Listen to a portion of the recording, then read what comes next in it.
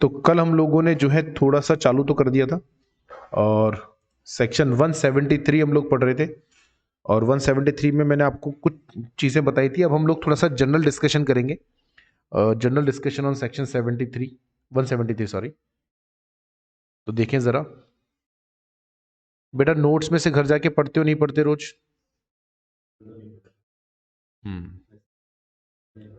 चलो कोई बात नहीं। नहीं, मेरे कहने का मतलब है कि एक तो नोट डाउन करते हो तुम, ये तो एक काम हो गया, गुड। इसके अलावा इसको घर जाके वो पढ़ते भी हो क्या, बुक से भी पढ़ते हो क्या जो नोट्स मैंने दिए आपको?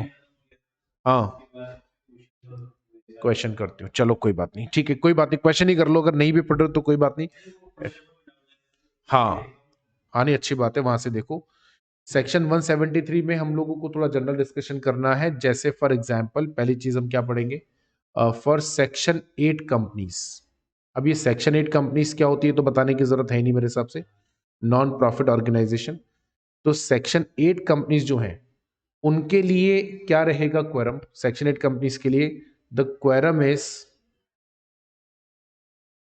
8 डायरेक्टर्स और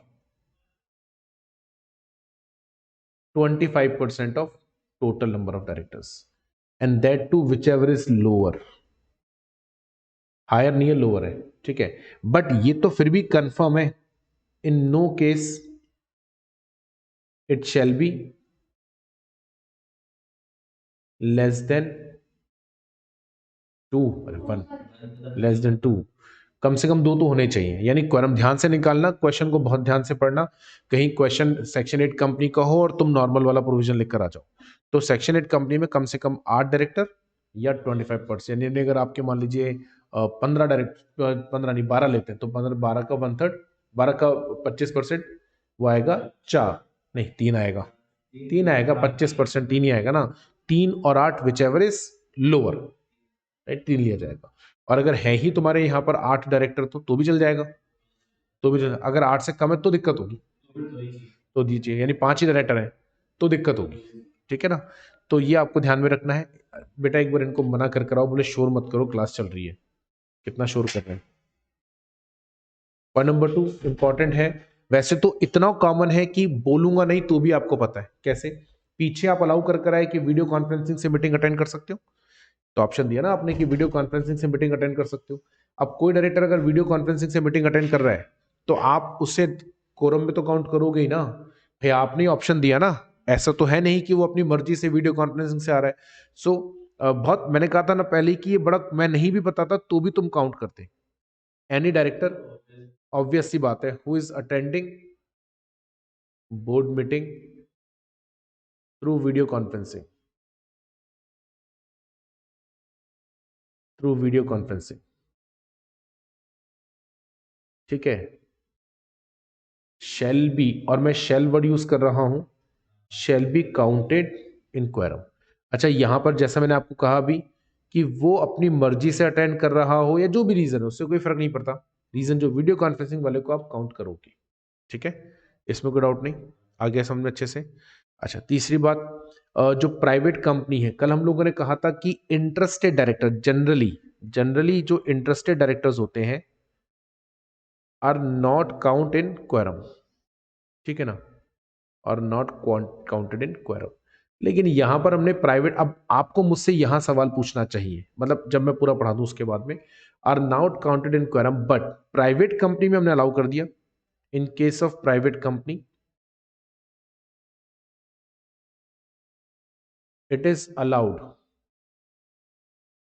to count interested director in quorum, लेकिन 2 कंडीशन है प्रोवाइडेड। पहला, disclosure is made under section 184, ठीक है। एंड जो हमारा कॉमन कंडीशन रहा, कंपनीज नॉट, अब मैं पूरा पूरा नहीं लिखूंगा, सेक्शन का नाम लिख दूंगा, अंडर सेक्शन 92,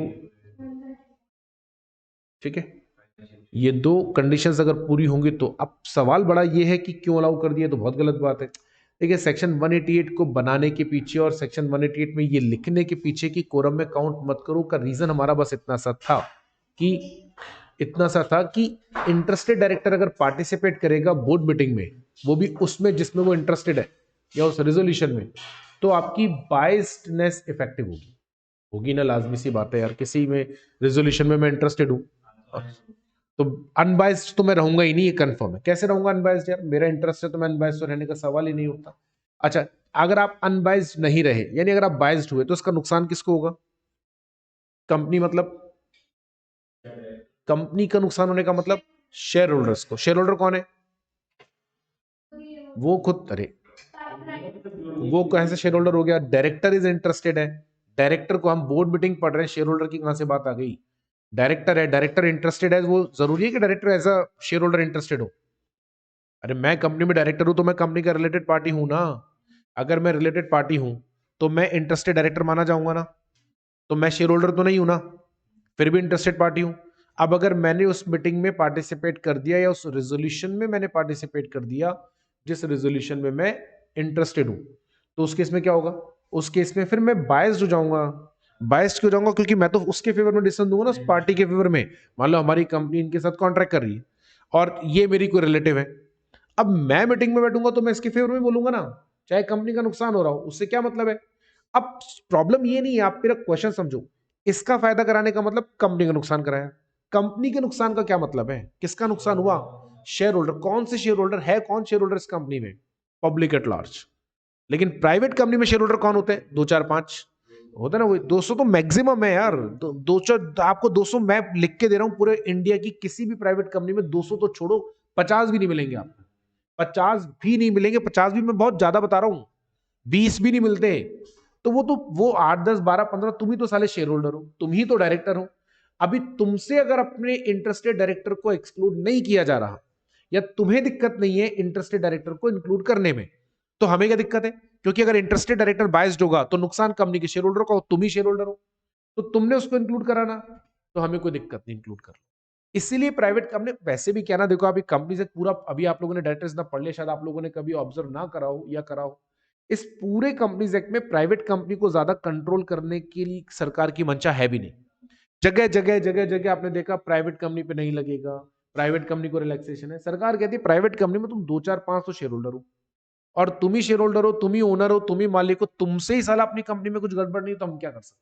तो इसलिए यहां पे भी हमने थोड़ा सा रिलैक्सेशन यहां पर दिया, राइट।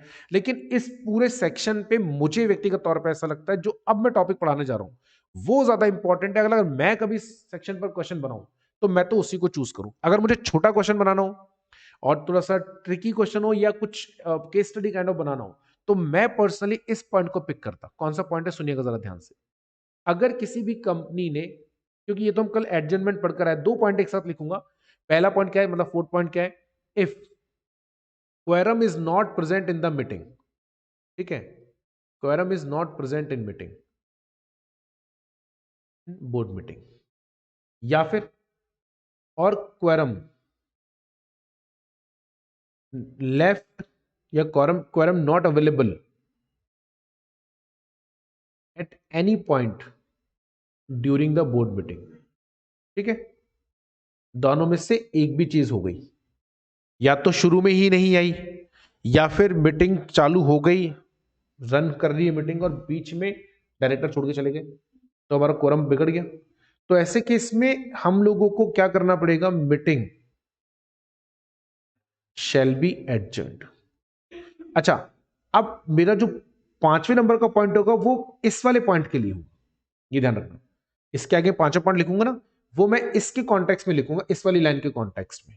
यानी मीटिंग के चालू होते ही कोरम नहीं था, तो इसको ध्यान में रखते हुए आपको आंसर देना है, दूसरे वाले पॉइंट को नहीं, ठीक है ना। दूसरे वाले में तो क्या हो गया, मीटिंग स्टार्ट हो गई, एक आध दो रेजोल्यूशन भी शायद हो सकता है पास हो चुके हो, फिर कोरम चलेगी, कल पढ़ रहे थे ना हम लोग। अब उसके बाद में हम क्या करें? रेजोल्यूशन पास नहीं हो सकता और मीटिंग भी नहीं रख सकते, तो मीटिंग बंद ही करनी पड़ेगी ना, या एडजन करनी पड़ेगी। तो मीटिंग शैल बी एडजन, और एडजन का रूल आपको पता ही है, next week same same place same time भी आप लिख सकते हो, ठीक है ना। क्लियर? यही पढ़ा था हम लोगों ने।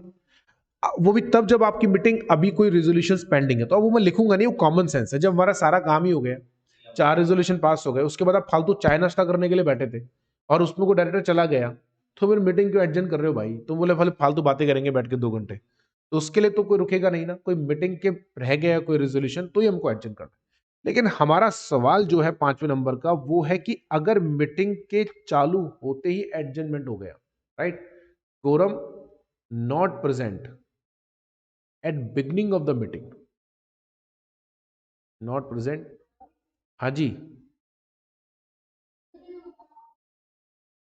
बेटा स्क्रीन तो शेयर कर रखा है मैंने, ऊपर स्क्रीन शेयरिंग तो वो फिर हैंग हो गया, एक मिनट को।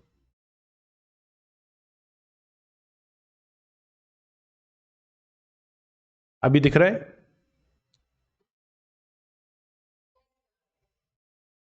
तो अगर quorum not present at the beginning of the meeting, ठीक है ना, क्या यार, तो quorum is not present at the beginning of the board meeting, hence meeting adjourn.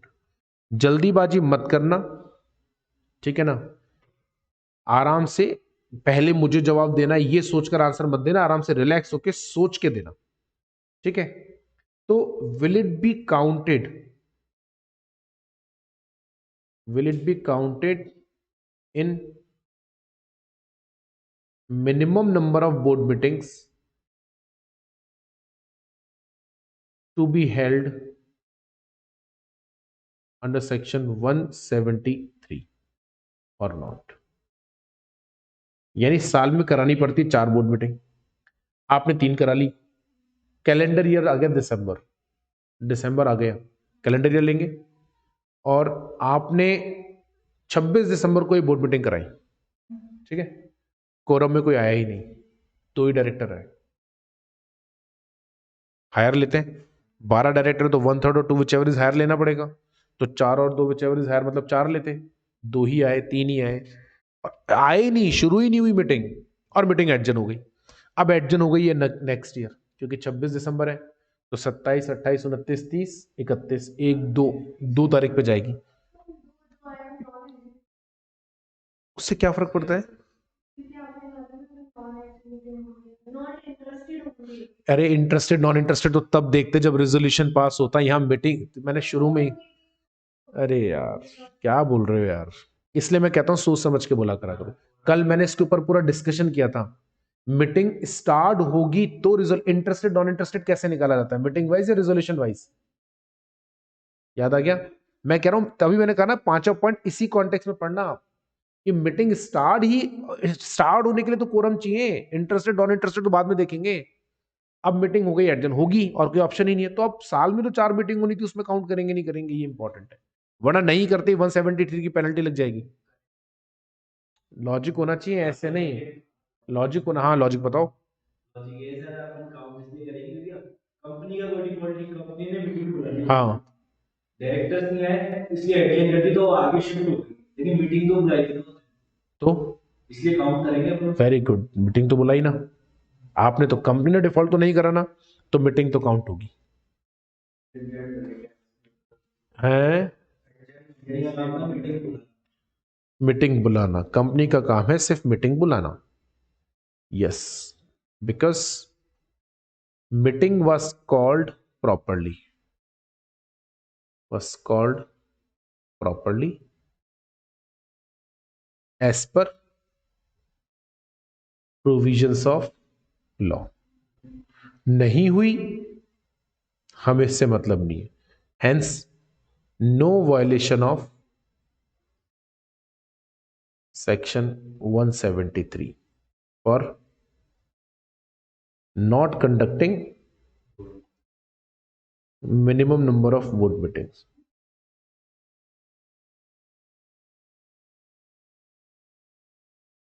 ठीक है, तो ये आपको ध्यान में रखना है, कुछ पॉइंट्स हैं, फटाफट से एक नजर डालो जल्दी से, 1 मिनट दे रहा हूं मैं आपको, रीड करो।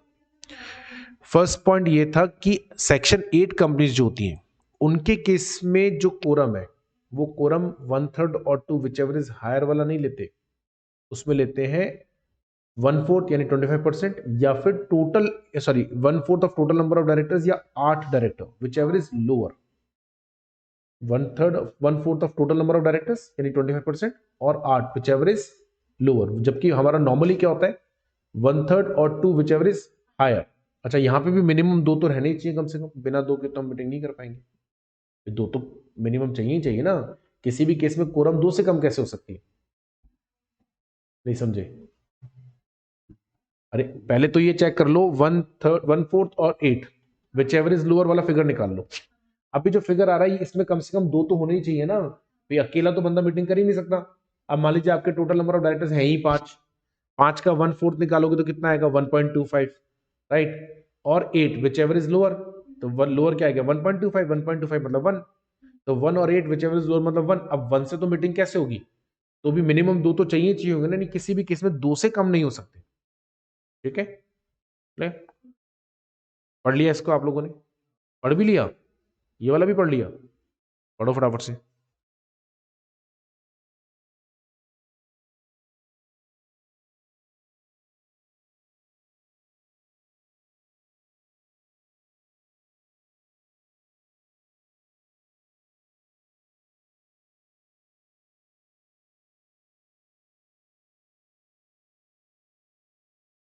हाँ बताओ। करेक्ट, करनी पड़ेगी। बोर्ड मीटिंग है, board meeting, board meeting, general meeting नहीं है जिसके लिए आपको सेमिनार हॉल बुक कराना पड़ेगा। आप दिमाग में चल रहा है जनरल मीटिंग, हम कर रहे हैं बोर्ड मीटिंग। सेम दूसरी बात, प्लेस का मतलब सिटी माना जाता है, प्लेस का मतलब ऐसे नहीं होता है कि हाँ हमने अगर पिछली बार यहाँ की थी तो सेम प्लेस, मतलब विद इन सिटी सेम होना चाहिए।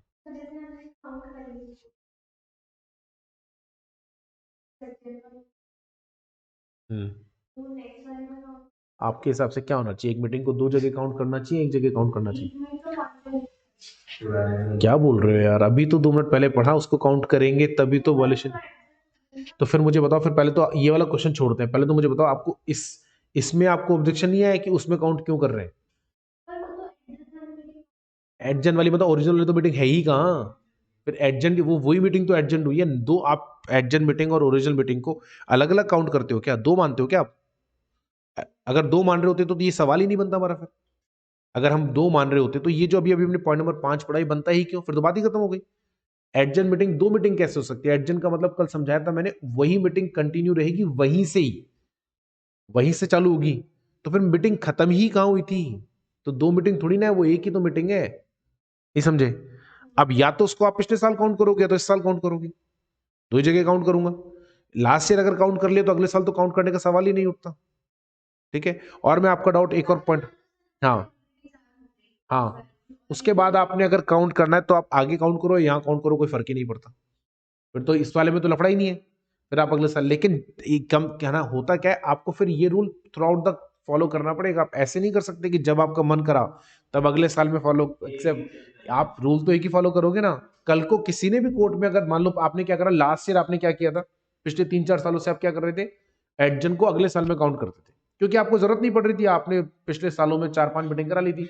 अब छठे साल में क्या हुआ, आपकी साल में 4 ही मीटिंग हुई और चौथी एडजन हो गई, और अगले साल एडजन हो गई। अब आप उसको इस साल में काउंट करना चाहते हो, आपने कर लिया, कोई कोर्ट में चला गया, कोर्ट उल्टा लटका देगा।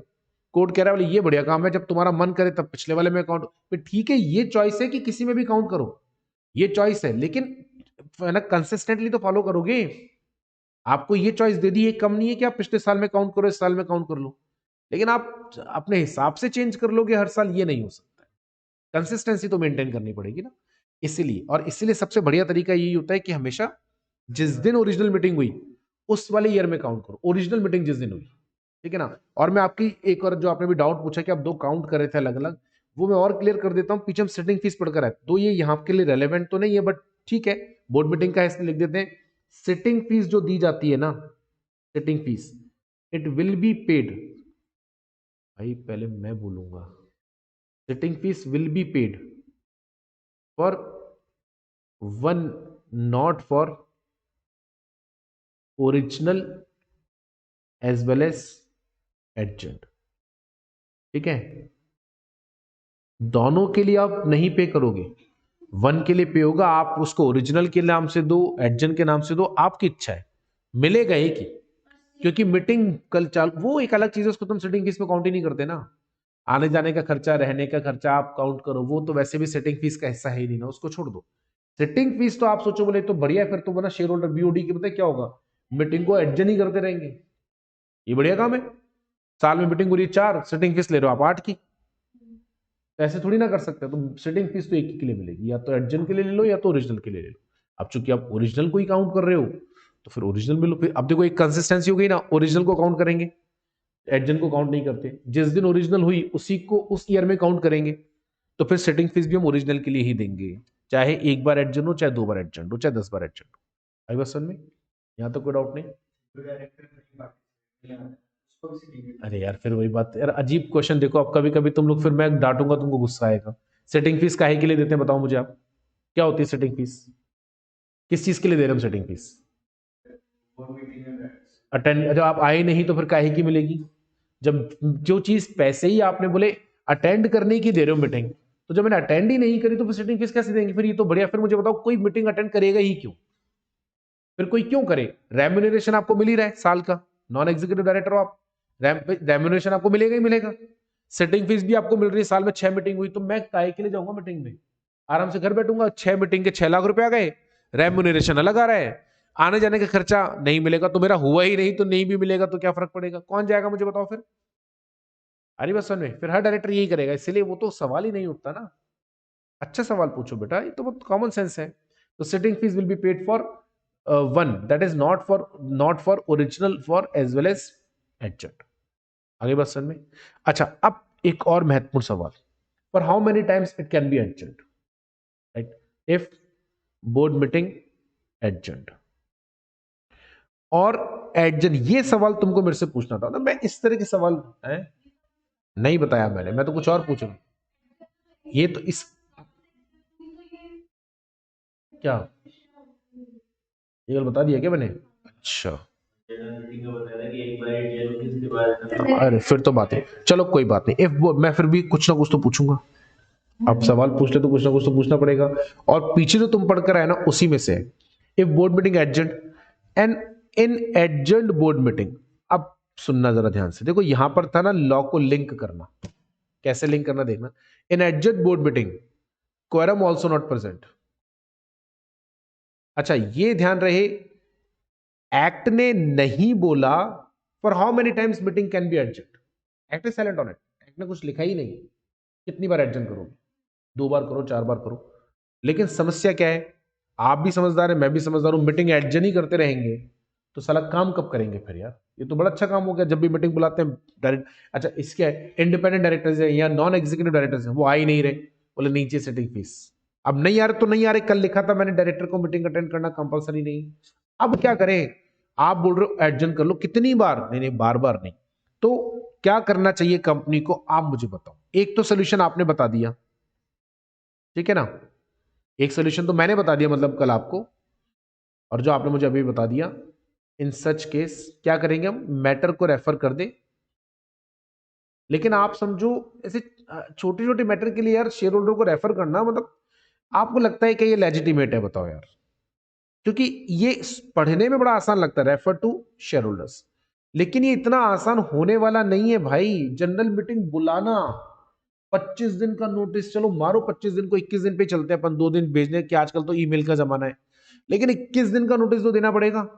अब 21 दिन का नोटिस दो और उसके बाद मीटिंग होगी, फिर उसको कराने में लाखों रुपया खर्च हो जाता है, फिर उस मीटिंग के क्या, अच्छा उसके बाद भी भसड़ खत्म नहीं होती, फिर आरओसी में जमा कराओ, मीटिंग के प्रोसीडिंग्स जमा कराओ, मिनट्स के जमा कराओ, बहुत माथापच्ची है, और मैटर छोटा सा है और फीजिबल नहीं है, क्योंकि ये भी तो देखना पड़ता है ना यार, या मैटर में इतना समय हमारे पास नहीं है कि हम 21-25 दिन वेट करें, 2-4 दिन तो वेट कर सकते हैं, 7 दिन वेट कर सकते थे, अब क्या करें हम लोग?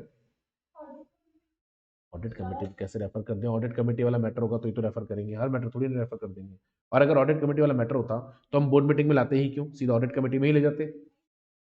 अरे लेकिन ऑडिट कमेटी वाला मैटर अगर होता तो हम बीओडी में आते ही क्यों? और ऐसे नहीं होता ना कि जो मैटर नहीं हो पा रहा बीओडी में तो उसको ऑडिट कमेटी में रेफर कर दो। मान लो मैटर टेक्निकल मैटर है, मशीनें रिप्लेस करने नहीं करने का, उसको ऑडिट कमेटी में रेफर करने से क्या होगा? तो उनके लिए तो कालाक्षर बहस बराबर, उनको कुछ पता ही नहीं ऑडिट कमेटी का काम क्या है, फाइनेंशियल स्टेटमेंट से रिलेटेड यही काम था। आपने पढ़े जितने फंक्शन वो कहीं ना कहीं फाइनेंशियल स्टेटमेंट से रिलेटेड है। मीटिंग किस चीज के ऊपर हो रही थी, रेजोल्यूशन क्या था, मशीन को रिप्लेस करे ना करे। अब उसको ऑडिट कमेटी को रेफर करने से होगा क्या, उनके समझ में ही नहीं आएगा कुछ, ये भी तो देखना पड़ेगा ना। हाँ मोनिका जी बताएंगे एक बार, हाँ बताएं मोनिका जी। अरे यार क्या की थी, एक और कंपनी बनाए और हैं। अरे तो लेकिन नहीं बनी, आप सोल्यूशन वो बताओ ना जो हर केस में एप्लीकेबल हो। अभी कोई कमेटी बनी होगी, मान लो नहीं बनी हुई तो क्या करें अब।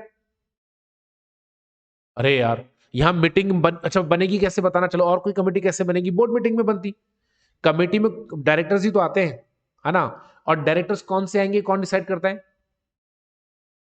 डायरेक्ट शेयर होल्डर को डिसाइड करेंगे, डायरेक्टर डिसाइड करेंगे। ये तो तू कवर ले रहा है अच्छा भाई, ऑडिट कोई भी कमेटी जो बनती है वो काहे के लिए बनती है, डायरेक्टर्स के काम को करने के लिए। तो उस कमेटी में कौन है, और उस कमेटी के काम के लिए जिम्मेदार भी कौन रहेगा, डायरेक्टर्स। तो कमेटी बनाएंगे कौन, डायरेक्टर्स। अब डायरेक्टर्स कहां डिसाइड करेंगे किस कमेटी में कौन कौन मेंबर हो, बोर्ड मीटिंग में। यहां साली बोर्ड मीटिंग की तो नहीं हो रही, कोरम ही नहीं आ रहा है। अरे फिर वही बात, दो ही लोग आए तो दो से कैसे करा ले, कोरम तो चाहिए, फिर तो सेक्शन 173 बेकार हो गया। यार पागल है क्या, कुछ भी कहीं टिका दोगे क्या। क्यों इंटरेस्ट, वो तो रिजोल्यूशन में होता है कि इंटरेस्टेड डायरेक्टर अगर नहीं है तो रिजोल्यूशन में, या इंटरेस्टेड नॉन इंटरेस्टेड की बात ही नहीं चल रही। तो कैसे कम कर दोगे आप, अरे कैसे कम कर दोगे यार, एक्ट के अगेंस्ट में चले जाओगे क्या, कहां लिखा है एक्ट में। अरे यार तुम अभी, अब तुम क्या फालतू सोल्यूशन बता रहे हो यार, कहां बताया मैंने एक्ट में, मैंने कल ये बोला एक्ट के अंदर कि इंटरेस्टेड डायरेक्टर अगर कम है। हाँ, तो अब यहाँ तो यहाँ क्वेश्चन रेजोल्यूशन के पास होने नहीं होने का चल ही नहीं रहा, यहाँ तो चल रहा है मीटिंग में ही नहीं आए डायरेक्टर। अब वो रेजोल्यूशन तो तब पास करा है जब मीटिंग में क्वरम आए, क्वरम आ नहीं रही। अब वो इंटरेस्टेड नॉन इंटरेस्टेड तब देखो जब मीटिंग तो स्टार्ट हो। तो फिर वो वाला प्रोविजन तो बोल रहा है लॉ में हो तो है ही तो नहीं, है ही नहीं। मैंने शुरू में बोला था पीछे जो पढ़कर आए थे उसमें से आंसर देना है, डायरेक्टर्स वाले जो सेक्शंस पढ़कर आए ना उसमें है इसका आंसर। चलो 155 से 165 के बीच में है, फिर सब मैं ही बता दूंगा प्रोविजन फिर तो। अरे एक जुगाड़ है ऑल्टरनेट डायरेक्टर। मैंने जब सेक्शन 161 सब सेक्शन पढ़ाया था तब भी मैंने आपको एक चीज कहा था कि कंपनीज एक्ट में लिखा हुआ नहीं है कि ऑल्टरनेट डायरेक्टर किस पर्पस के लिए लाओ। Though there was a case Zimmer versus Zimmer, उस वो था कि जब कंपनी में मिनिमम नंबर ऑफ डायरेक्टर से कम हो जाए। लेकिन मैंने आपको ये कहा था हाथ क्या कि सेक्शन 161 ने ये नहीं लिखा, ये तो जिम, उन्होंने तो बोला जब भी मनो ले आना। और कितनी बार बोला था मैंने कि कम, तभी तो बोला था कि उसमें 3 रेस्ट्रिक्शन लगा रखे हैं कि अगली बोर्ड मीटिंग जनरल मीटिंग में हट जाएगा, क्योंकि हो सकता है डायरेक्टर किसी गलत पर्पस के लिए भी लेकर आए, पढ़ा था ना हमने। क्योंकि सेक्शन 161 सब सेक्शन 1 ये बोलता है कि जब भी डायरेक्टर को लगे तो क्या ले आना, एडिशनल डायरेक्टर, जब भी डायरेक्टर को लगे तो एडिशनल ले आना। एडिशनल ऑल्टरनेट तो तब लेकर आता है जब कंपनी का, तो मैंने ऑल्टरनेट का बोला, गलती से बोल दिया होगा, एडिशनल डायरेक्टर आप लेकर आ। अरे तो यार ये तो तुम खुद ही समझ जाया करा करो यार, मैं एडिशनल एडिशनल एडिशनल बोल रहा हूँ, बीच में एक जगह गलती से बोल दिया तो अपने आप समझ जाया करा। नहीं सोचने से नहीं होता ना देवी जी, आप बिल्कुल सोच रहे होंगे, मैं कह ही नहीं रहा आप झूठ बोल रहे हो, मैंने कब कहा आप झूठ बोल रहे हो। लेकिन सोचने से नहीं मिलते ना नंबर। तो हम क्या कर सकते थे, दूसरा तरीका हमारे पास था, अपॉइंट एडिशनल डायरेक्टर। और एडिशनल डायरेक्टर का सबसे अच्छा फायदा यही है, पहला तो कोई सवाल पूछता नहीं कि एडिशनल डायरेक्टर लाए क्यों, क्योंकि एक्ट में लिखा हुआ ही नहीं, वो तो कहता है जब मर्जी हो तब ले आना, वो ले आया। दूसरी बात, हटाना मुश्किल नहीं है, अगली जनरल मीटिंग होती है बाहर, वैसे नहीं भी हुई तो भी बाहर।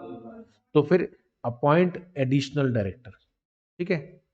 जैसे किसी कंपनी के अंदर मान लीजिए 12 डायरेक्टर है, तो 12 का 1/3 मतलब 4 और 2 विचएवर इज हायर, 4 चाहिए थे मीटिंग में 3 ही आए, कोई बात नहीं एडजन करा पहले, लेकिन एडजन कराना ऐसा मत करना कि पहली बार में नहीं आया उस उधर ही आप लोग कौन एडजन कराएगा, ऐसे नहीं, एक बार तो एडजन कराना ही पड़ेगा।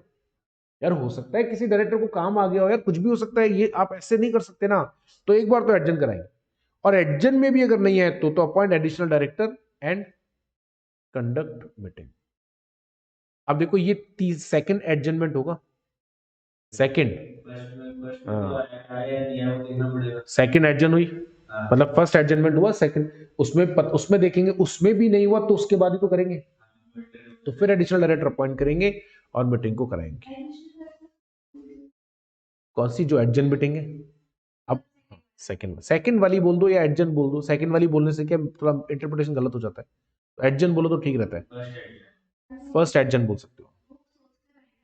सोच कर क्या आना है इसके अंदर, एडिशनल। अरे किसी को भी अपॉइंट कर दो यार, किसी को भी, कोई रूल ही कहाँ है। सबसे अच्छी बात ही तो एडिशनल डायरेक्टर की ये है, ना कोई क्वालिफिकेशन, ना कोई रिक्वायरमेंट, ना शेयर होल्डर से पूछना है, ना ही बाकी डायरेक्टर से पूछना है, कुछ भी नहीं करना। और मैं तो बताऊं क्या करो, आप थर्ड में भी मत जाओ, उसी में कर लो सारा काम। मतलब मीटिंग हुई, 4 डायरेक्टर आए, आने थे 3 ही आए, अब नहीं हो सकता, अब क्या करें। तो इसी में हमने क्या करा, हमने कहा ये मेरी जानकारी, मैंने कहा फटाफट से आ रहा, तो फोन कर दी जल्दी से आ। बोले क्या कह रहे, आजा तू तो बोरिया बिस्तर लेकर आ जा, 1 लाख रुपया मिलेगा सिटिंग फीस। 1 लाख तो मिलेगा ना सिटिंग फीस, और प्लस जो रेम्यूनरेशन में हिस्सा होता है वो मिलेगा, आने जाने का खर्चा अलग, होटल में रुकवाएंगे 5 स्टार में, क्या टेंशन है ना। आप कुछ नहीं, फ्लाइट भी हम बुक करा रहे हैं, हम ही करा रहे हैं फ्लाइट, और अगर विद इन सिटी है तो कोई लफड़ा ही नहीं, फटाफट से गाड़ी उठा और आजा। और 1 लाख रुपया पर सिटिंग फीस है, plus from the day you have been appointed as a director, तो टोटल रेम्यूनरेशन में जो हिस्सा मिलेगा 11% में, वो अलग मिलेगा। 11% में तो मिलेगा ना, मिलेगा प्रोपोर्शनेटली, क्योंकि आज से लेके ईयर एंड तक, लेकिन मिलेगा तो सही। अरे मैं कहता हूं उसमें 2 लाख रुपए मिले, 1 लाख ही मिला तो भी तेरा क्या जा रहा है इसमें तेरा क्या घाटा पैसा ही पैसा आता। 2-2.5 लाख भी मिल गया तो तुरंत अपॉइंट करो, और इसी मीटिंग में रिजोल्यूशन पास कर लो जो आपको पास करना था। दोबारा भी एडजन क्यों करा रहे हो, सेकंड एडजमेंट भी क्यों करा रहे हो। ये आ गई, अरे आधे घंटे में आ जाएगी, 2 घंटे में आ जाएगी, अरे पूरे इंडिया में कहीं पे भी हो 5 घंटे में तो आप इंडिया से भी आ जाओगे। अरे मान लो जयपुर में, अरे नेक्स्ट जो भी फ्लाइट है बुक कराओ, तुरंत भेजो। और आके करना क्या, तब तक हम सारी तैयारी कर चुके हैं, हम तो सारे रेजोल्यूशन पास कर चुके, उसको हाँ ही बोलना था खाली, इसका कोई रूल ही कहाँ है, सारा डिस्कशन हमने कर लिया तो है। अरे यार वो ऑफिशियली तो यही बोलते हैं यार, ऐसे पिक्चर दिखाना ही पड़ता है ना, ऐसे तो कोई नहीं बुलाता, वो सब जानते हो, लेकिन हम जब लॉ पढ़ रहे हैं तब हम ये नहीं बोल सकते ना। अरे वो वीडियो कॉन्फ्रेंसिंग से कर लो, वो भी कर सकते हो, वीडियो कॉन्फ्रेंसिंग से वहां से जूम ऑन करवा लो, कहानी खत्म। अरे आ जाएगी तो इस बहाने क्या ना, एक आध दिन दिल्ली घूम लेगी है, 5 स्टार होटल में तो हम रुकवा ही रहे ना, आने जाने की टिकट हम दे रहे हैं ना, तो घूमो ना, क्या है, मेरे को बुलाया मैं तो जाऊं जाके मैं तो जाऊं, समझ गया। ये जुगाड़ है, क्लियर, कोई डाउट हो तो बताओ यहां तक। चलिए अच्छा, ओरिजिनल और ऑल्टरनेट दोनों आ गए तो आई नहीं, किसी भी हालत में अगर ओरिजिनल आ गया तो ऑल्टरनेट आएगा ही नहीं, बस इतने से प्रोविजन है, आसान ही है, देखो मैंने पहले ही कहा था, सिंपल सही है। चले आगे, अरे बोलो ना हाँ या ना। तो अब चलते हैं सेक्शन 175 पे। हाँ जी, कोई डाउट हो तो बताओ, ऑनलाइन वाले बच्चों को अच्छे से पढ़ लिया। चलो इसके बेटा क्वेश्चन है बहुत सारे, करे कि नहीं करे, कल 173 के क्वेश्चंस करे क्या, क्यों। अरे यार, हाँ जी पीछे देवी जी हैं, मैंने 10 पेज लिखवा दी कल। अरे नहीं यार 10 पेज,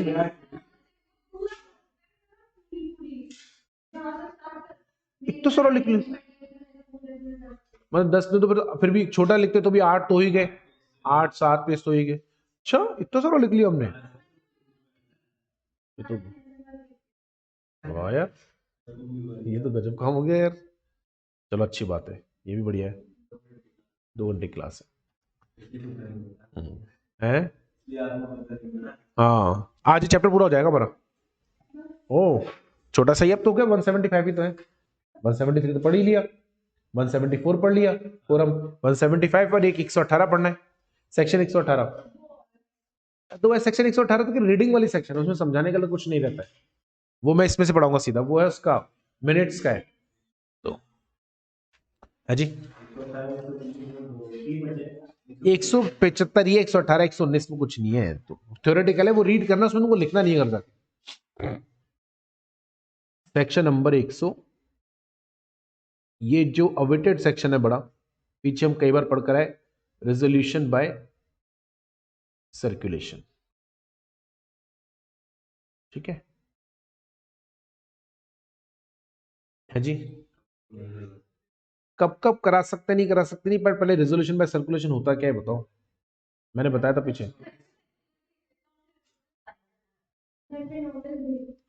सर्कुलर नहीं, वैसे नोटिस बोलते हैं। Yes.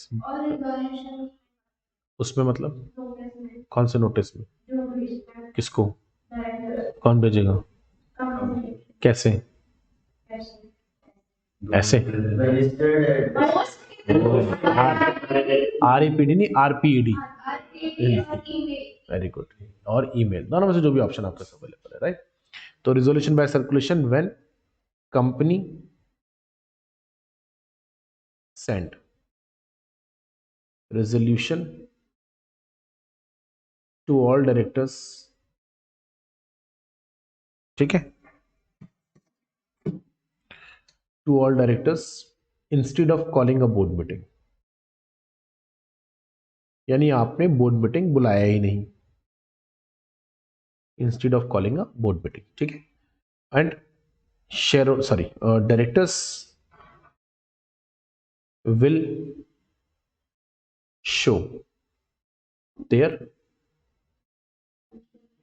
प्रेफरेंस का यहां पर मतलब है यस और नो, ठीक है, दैट इज यस और नो ऑन रेजोल्यूशन, ठीक है, एंड रिवर्ट टू कंपनी, बस खत्म। अब सवाल ये आता है कि ये तो कितना अच्छा तरीका हो गया भाई, बहुत बढ़िया तरीका है, कोई सिटिंग फीस नहीं देनी पड़ेगी, आने जाने का खर्चा नहीं देना पड़ेगा, सबसे बड़ी बात टाइम नहीं लगेगा, तो सारे रेजोल्यूशन इसी से पास कर लो ना, क्यों नहीं करते बताओ? मैं तो कह रहा हूं चलो रेस्ट्रिक्टेड वाले को छोड़ दो। मैं पहले आपको एक और चीज बता दूं, ये मैं आपको शॉर्ट बता रहा हूं, कंपनी या companies generally avoid using this. अब मुझे सवाल ये है कि एक्ट तो अलाउ कर रहा है, मान लिया 2-3 जगह अलाउड नहीं है, उनको छोड़ देते हैं, बाकी जगह तो अलाउड है, उधर भी कंपनी क्यों नहीं प्रीफर करती बताओ? हाँ, सिटिंग फीस मिल रही है मतलब मिलेगी क्यों? अरे यार, हे प्रभु, देखो क्या लिखा हुआ है, बार बार मैं कहता रहा, अभी भैया ने पूछा था, क्या समझे पहले बताओ, पहले क्या समझे बताओ, मुझे बताओ। Attending meeting through video conferencing और रेजोल्यूशन बाय सर्कुलेशन में क्या फर्क है? या तो आप ही बोलो दोनों में फर्क नहीं तो मैं आपकी बात मान लूंगा, क्या फर्क है बताओ? यहां पे क्या हो रहा है?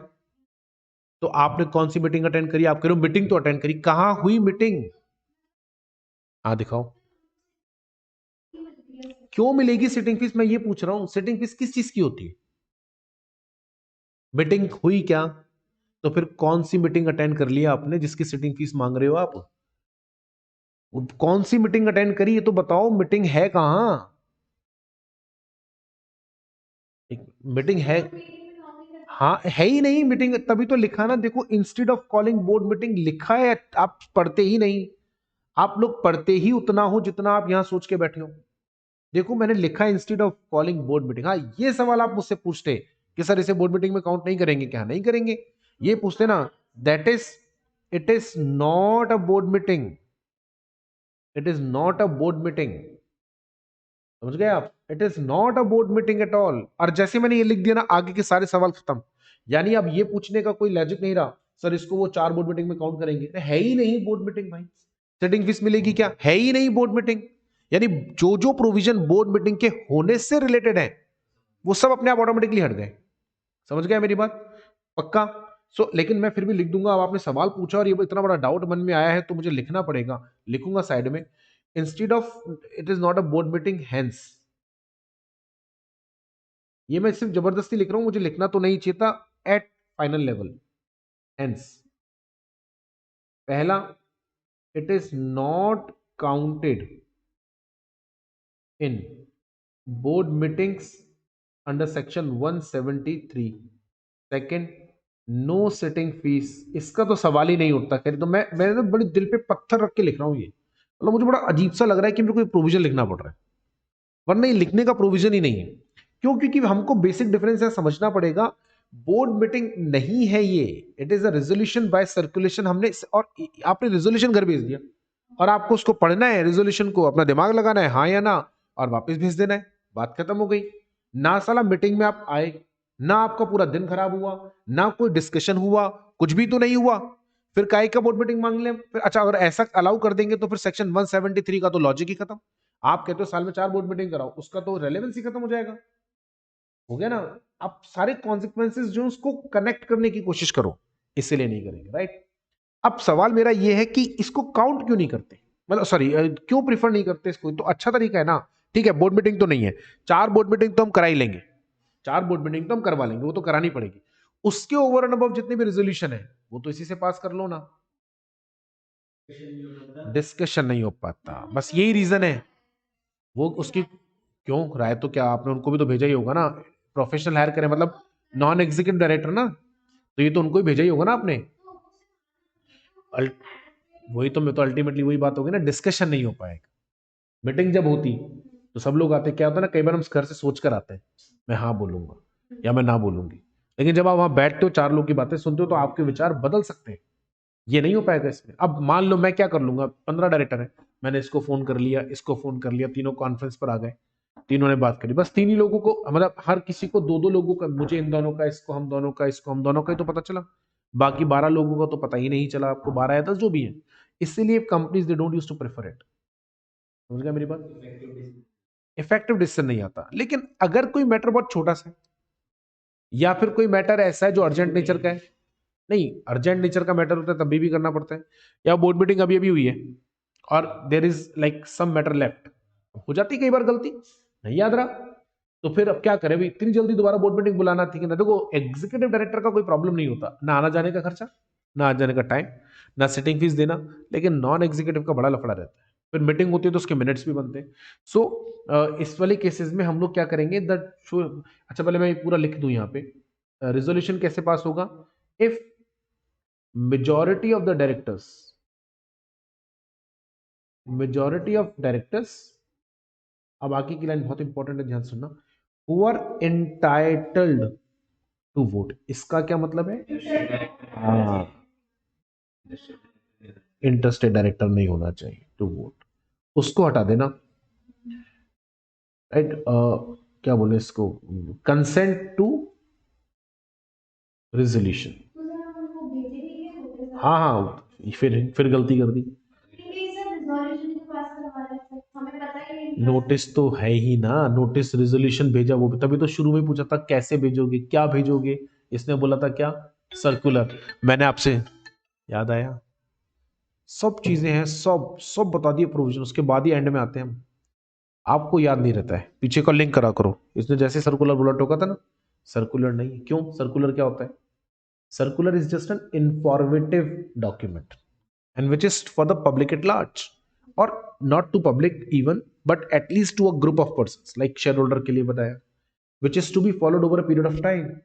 Notice is always specific, specific कितना, matter specific, person specific, right, matter भी specific, person भी specific, matter over notice irrelevant, circular is for a general information, जैसे इनकम टैक्स में सर्कुलर्स आते हैं, it is for the public at large for the long period of time, यानी जब तक इसके ऊपर कोई ओवरराइडिंग सर्कुलर नहीं आ जाएगा तब तक क्या।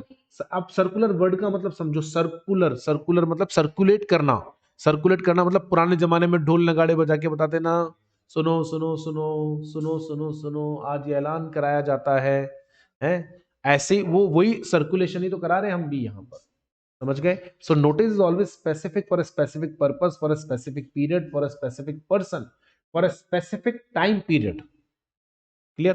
तो नोटिस तो गया ना। So consent to the resolution will be passed, resolution will deemed to be passed, ठीक है बच्चों। तो यहां पे भी एक और चीज लिख देते हैं, send to all directors by post और ईमेल, एज द केस में भी, आजकल तो ईमेल का जमाना है तो जरूरी नहीं है कि आपको जो है बाय पोस्ट ही भेजना है, हाँ लेकिन ये ध्यान में रखना कि मैं लिख दूंगा, जरूरत तो नहीं है वैसे, जितने भी रेलेवेंट डॉक्यूमेंट्स हो सब भेज देना रेजोल्यूशन से रिलेटेड। जैसे फॉर एग्जांपल रेजोल्यूशन हमें किस चीज का पास करना है, रेजोल्यूशन हमें पास करना है कोई नई मशीन खरीदे या नहीं खरीदे, तो उससे रिलेवेंट डॉक्यूमेंट्स मतलब उसकी कोटेशन आई होंगी ना, अलग अलग कोटेशंस मंगाई होंगी ना आपने, जो सप्लायर होंगे तो उन सप्लायर की सबकी कोटेशंस, उन कोटेशन को आपकी टेक्निकल टीम ने एनालाइज कर दिया तो उनका एनालिसिस का रिपोर्ट, उनका CBS analysis, cost benefit analysis होता है। एक और होता है कैपिटल बजटिंग होती है, इंटर में पड़ी होगी, तो उसकी कैपिटल बजटिंग की रिपोर्ट, ये सब रिलेवेंट डॉक्यूमेंट भेजना। बंदा घर पे डिसीजन लेगा तो उसको सपोर्टिंग डॉक्यूमेंट्स तो चाहिए ना, तो वो सारे सपोर्टिंग डॉक्यूमेंट जरूर भेज देना, उसके बिना वो नहीं कर पाएगा ना। अब आप वो नहीं भेजोगे तो डिसीजन तो फिर गलत ही होगा ना भाई, ऐसे तो वो आपको ध्यान में रखना है। अच्छा तो ये, अच्छा अब एक चीज और है जो मैं बताऊंगा नहीं, ये भी मैं बता नहीं रहा हूँ, या लिख दूंगा नोट में कहीं, क्योंकि मैं कल बता चुका हूँ ना ना, मैं कल बता चुका हूँ, इसलिए बताना मुझे ठीक नहीं लग रहा। यह इसको हम लोग करते हैं बॉक्स में बंद, ठीक है, और यहां से एक एरो बना देता हूं मैं आपकी कन्वीनियंस के लिए।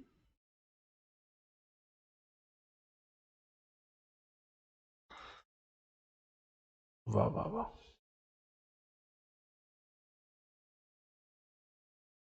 नोट नंबर 1 क्या है? नोटिस शैल बी सेंड, कहां भेजोगे नोटिस बताओ? At registered address. अब वो पूरा नहीं लिखेंगे, वो इंडिया से बाहर है, पर वो पीछे पढ़ चुके हम लोग, इसलिए मैंने कहा था ना कि ये हम कल पढ़ चुके हैं, इसलिए इसकी कोई जरूरत नहीं है। दूसरा, notice shall B along with supportive document, shall be along with all supporting documents, जिससे कि उनको डिसीजन लेने में आसानी रहे।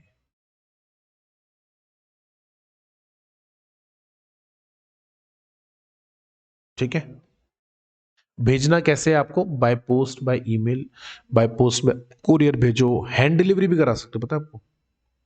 हैंड डिलीवरी समझते हो? आपकी कंपनी का बंदा जाकर घर पर देकर आ गया, मैं कह रहा हूं उससे तो बढ़िया कुछ है ही नहीं, लेकिन एक्नोलेजमेंट लिया ना, साइन करा के दे दिया, कल को वो फैल करना नहीं, होता ही नहीं है, होता ही नहीं है, यही प्रॉब्लम है। कुरियर वाला करवाता है कम। अरे नहीं समझ रहे तुम भाई, नहीं समझ रहे। तुम घर पे किसी के कार्ड देकर आते हो शादी का, तो एक्नॉलेजमेंट लाते हो, मैं उन्हीं लोगों की बात कर रहा हूँ, क्योंकि आप तो क्या पढ़ लिए हैं। कुरियर नहीं, मैं एक उदाहरण दे रहा हूँ, अगर आप भेजोगे अपने, अब आपको क्या लग रहा है शादी के कार्ड में होता है क्या? नॉर्मल लाइफ में बता रहा हूँ, ये लिफाफा उनके घर पे दिया ना, कौन एक्नॉलेजमेंट लेकर आता है? कुरियर वाला लाता है। घर का बंदा मैं ही दे रहा हूँ, मेरे पापा ने मेरे को भेजा, बोले बेटा वो अंकल को देकर आ जाना, ये एक बार दिया है। तो वो कौन लेकर आता है एक्नॉलेजमेंट? कोई नहीं लेकर आता, कोई नहीं लेकर आता। क्या बात करवा दूंगा, तो एविडेंस चाहिए, अब आप बोलोगे सब रिकॉर्ड कर लेंगे, फिर यही क्या होता है ना, ये सब चीजें यहां बैठकर ज्ञान देना बड़ा आसान होता है, जब रियल लाइफ में होता है ना, तब आदमी को ध्यान नहीं रहता, फिर ध्यान कब आता है? जब कोर्ट में केस चल रहा होता है, तब याद आता है। उस समय तो कौन सोचता है अरे छोड़ना है, कि अब अच्छा लगता है कि साइन लेकर आओ आप। कितना सुन के ऑकवर्ड लगता है, मैं मेरे दोस्त को भेज रहा हूँ क्योंकि वो कंपनी में डायरेक्टर है, मैंने उसको भेजा, मैंने को साइन करवा ला ना, वो कह रहा अच्छा साला मेरे से साइन करवाएगा तू, तो मैंने कहा नहीं नहीं साइन वैन मत कराना, अच्छा नहीं लगता। अब आपने साइन नहीं कराया, बाद में बंदा फैल गया, अब कोर्ट में क्या बोलोगे जाकर आप? इसीलिए क्या, वो दोस्ती फोस्ती कुछ नहीं काउंट करता, कोर्ट सबूतों की बिना पर चलता है, दलीलों पे नहीं चलता।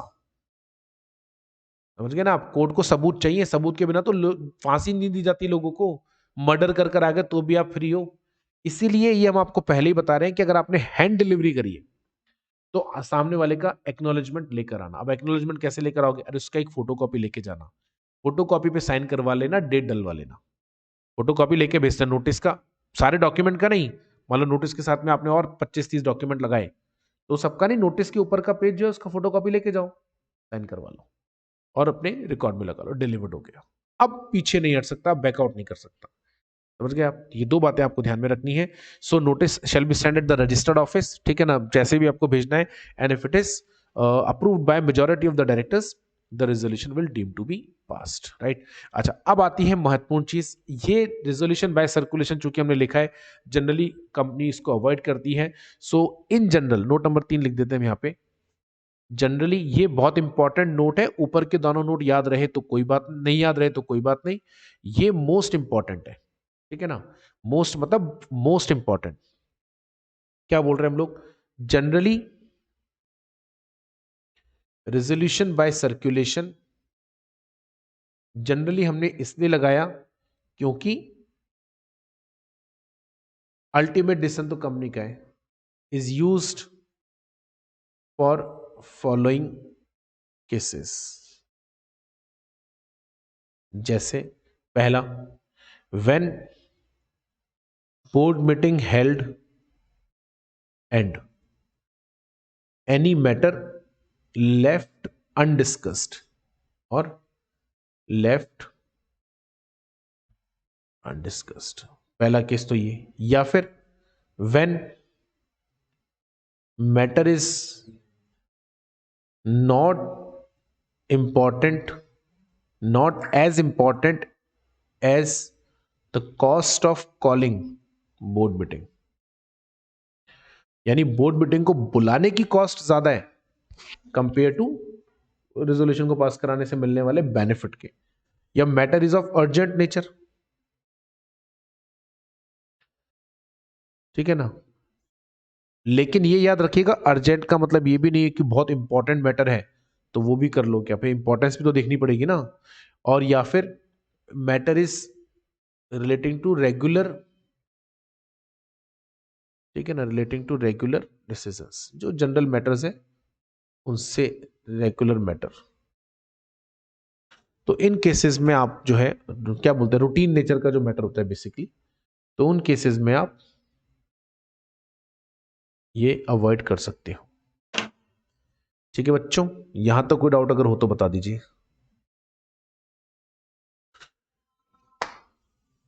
ठीक है, चलें आगे। अब बताओ, किसी डायरेक्टर ने अगर रिप्लाई नहीं किया, बोर्ड मीटिंग होती तो क्या होता है, मिनट्स बनते हैं, मिनट्स बनते हैं तो फाइल में लगते हैं। और मिनट्स जो है this is available to all the directors, director share holder को नहीं, शेयर होल्डर सिर्फ जनरल मीटिंग के मिनट्स देख सकते हैं, बोर्ड मीटिंग के मिनट्स देखने का अधिकार शेयर होल्डर के पास नहीं होता। ये यहां कहीं घुसेड़ लेना दिमाग में, शेयर होल्डर के पास में जनरल मीटिंग के मिनट्स देखने का अधिकार है, बोर्ड मीटिंग के नहीं। लेकिन बोर्ड ऑफ डायरेक्टर्स को बोर्ड मीटिंग, जनरल मीटिंग, सब मीटिंग्स के देखने का अधिकार है।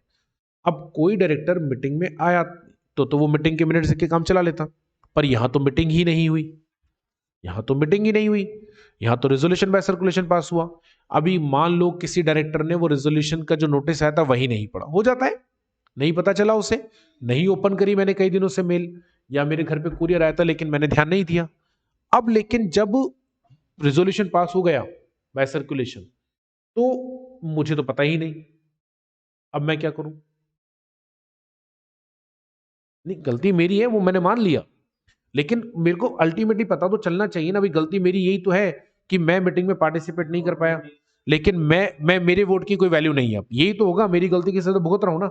5 लोगों में से मैंने वोट नहीं करा क्योंकि मेरे को मीटिंग का नोटिस मिला, मैंने देखा ही नहीं, तो आप चारों ने मिलकर नोटिस पास कर लिया रेजोल्यूशन, तो मुझे मानना ही पड़ेगा, बस यही तो मेरी है गलती की सजा। लेकिन मुझे पता तो चले अल्टीमेटली कौन से रिकॉर्ड में रेजोल्यूशन का मिनट, मीटिंग तो हुई नहीं तो मिनट्स तो बनेंगे नहीं, कौन सा रजिस्टर मेंटेन करें। ऐसे नहीं अलग कोई भी रजिस्टर मेंटेन कर सकते कोई, क्योंकि ये resolution board of meeting, board of directors का है।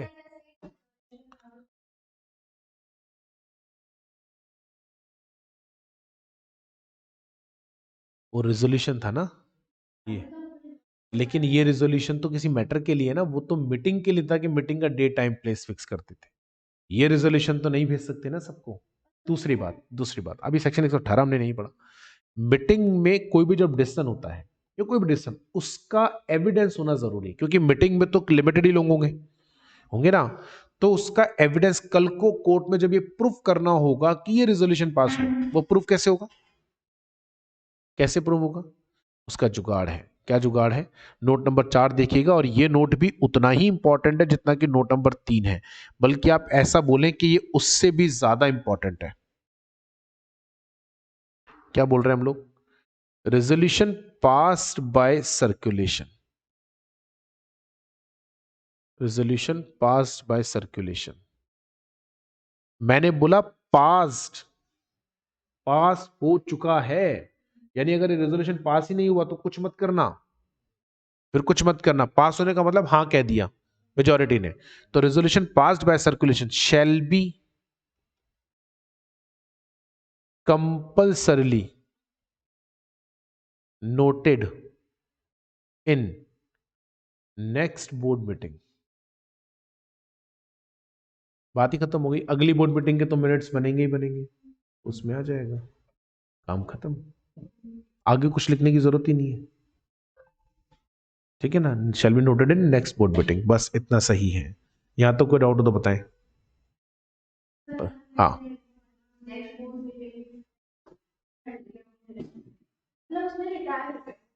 कौन सा डायरेक्टर? हम्म हम्म ठीक है, बिल्कुल होगा। कहा ना नेक्स्ट बोर्ड मीटिंग में हटाना, नेक्स्ट बोर्ड मीटिंग में हटाना। अरे मैं जो पूछ रहा हूँ उसका तो जनरल, मेरे मेरे सवाल का तो जवाब दो, मेरी बात तो सुनो। हाँ, नेक्स्ट जनरल मीटिंग में हटा, तो जिस दिन हटता है ना उससे पहले तक के सारे काम के लिए रिस्पॉन्सिबल होता है। ये पीछे हम पढ़कर आए थे। हाँ, पता है या नहीं पता? कल भी इसे सवाल पूछा था, मैंने कहा था ये आपकी गलती है। क्यों नहीं देखे बोर्ड मीटिंग के मिनट्स? क्यों नहीं देखे? क्योंकि आपको ये तो पता होना चाहिए था ना कि उस दिन तक के काम के लिए तो मैं रिस्पॉन्सिबल हूं, तो उस दिन तक के काम की सारी इंफॉर्मेशन जिस भी डॉक्यूमेंट में होगी, चाहे वो डॉक्यूमेंट बाद में बना, चाहे वो डॉक्यूमेंट बाद में बना। मैं आपकी बात समझ गया, आप मेरी बात नहीं समझ रहे। आपकी बात मैं समझ गया, मेरी बात को आप समझो। मैं तो आपकी बात समझ गया, समझ नहीं रहे आप क्या? आपका क्वेश्चन ये है, ये कह रही है 25 सितंबर 2022 को ये रेजोल्यूशन पास हुआ, उस दिन वो डायरेक्टर था, और अगली बोर्ड मीटिंग जो हुई वो ही 15 अक्टूबर 2022 को बोर्ड मीटिंग।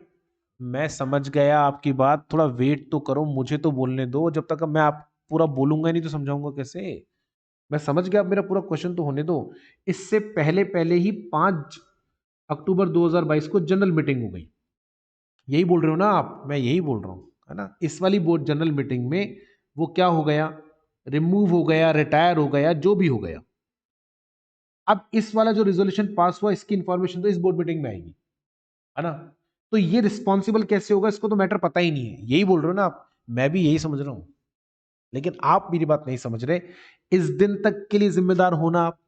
इस दिन तक जो भी मैटर हुआ वो चाहे इसके बाद के रिकॉर्ड्स में हो या पहले के रिकॉर्ड्स में हो, समझे आप? वो आपको पता करना था, ये आपकी जिम्मेदारी थी कि मेरे जनरल मीटिंग में रिटायर होने या रिमूवल होने से पहले तक जो भी काम हुए उसकी इंफॉर्मेशन कहां रिकॉर्डेड है, समझ गए आप?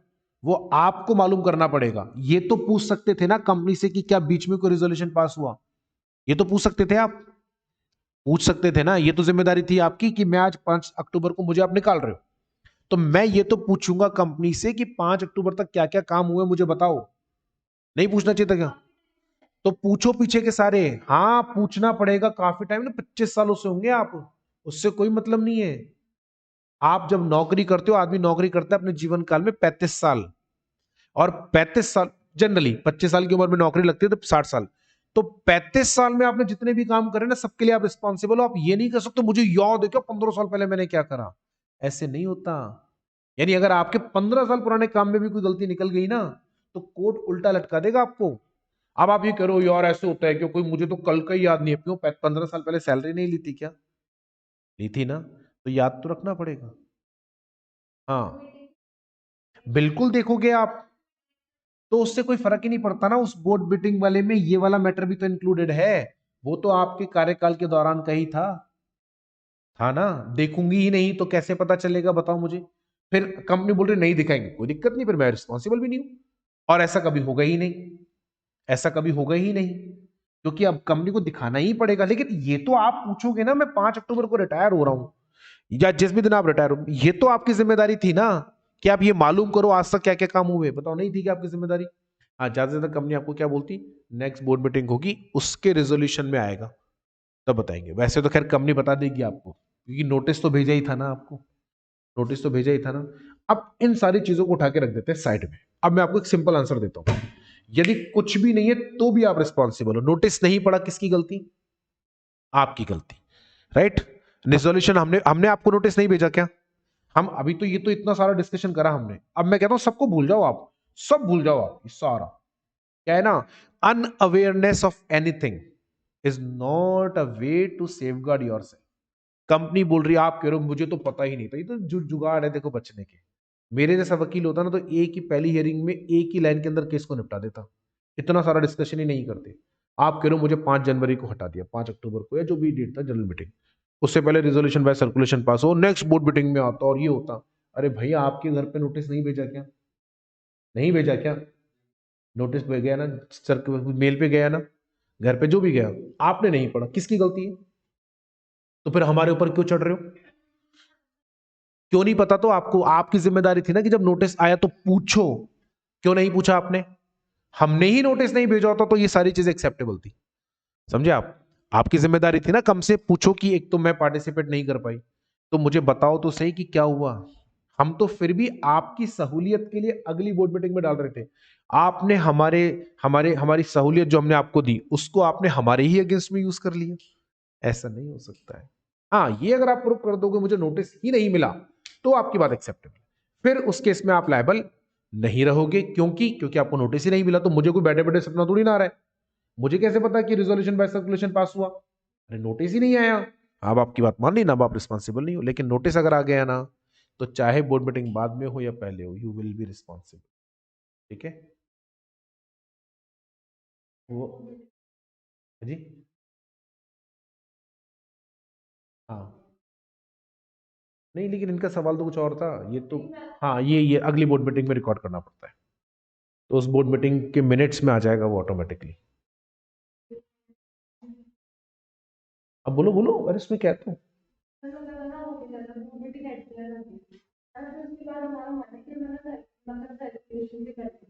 नहीं नहीं, ऐसे मीटिंग बाय, आप फिर एक गलती कर रहे हो।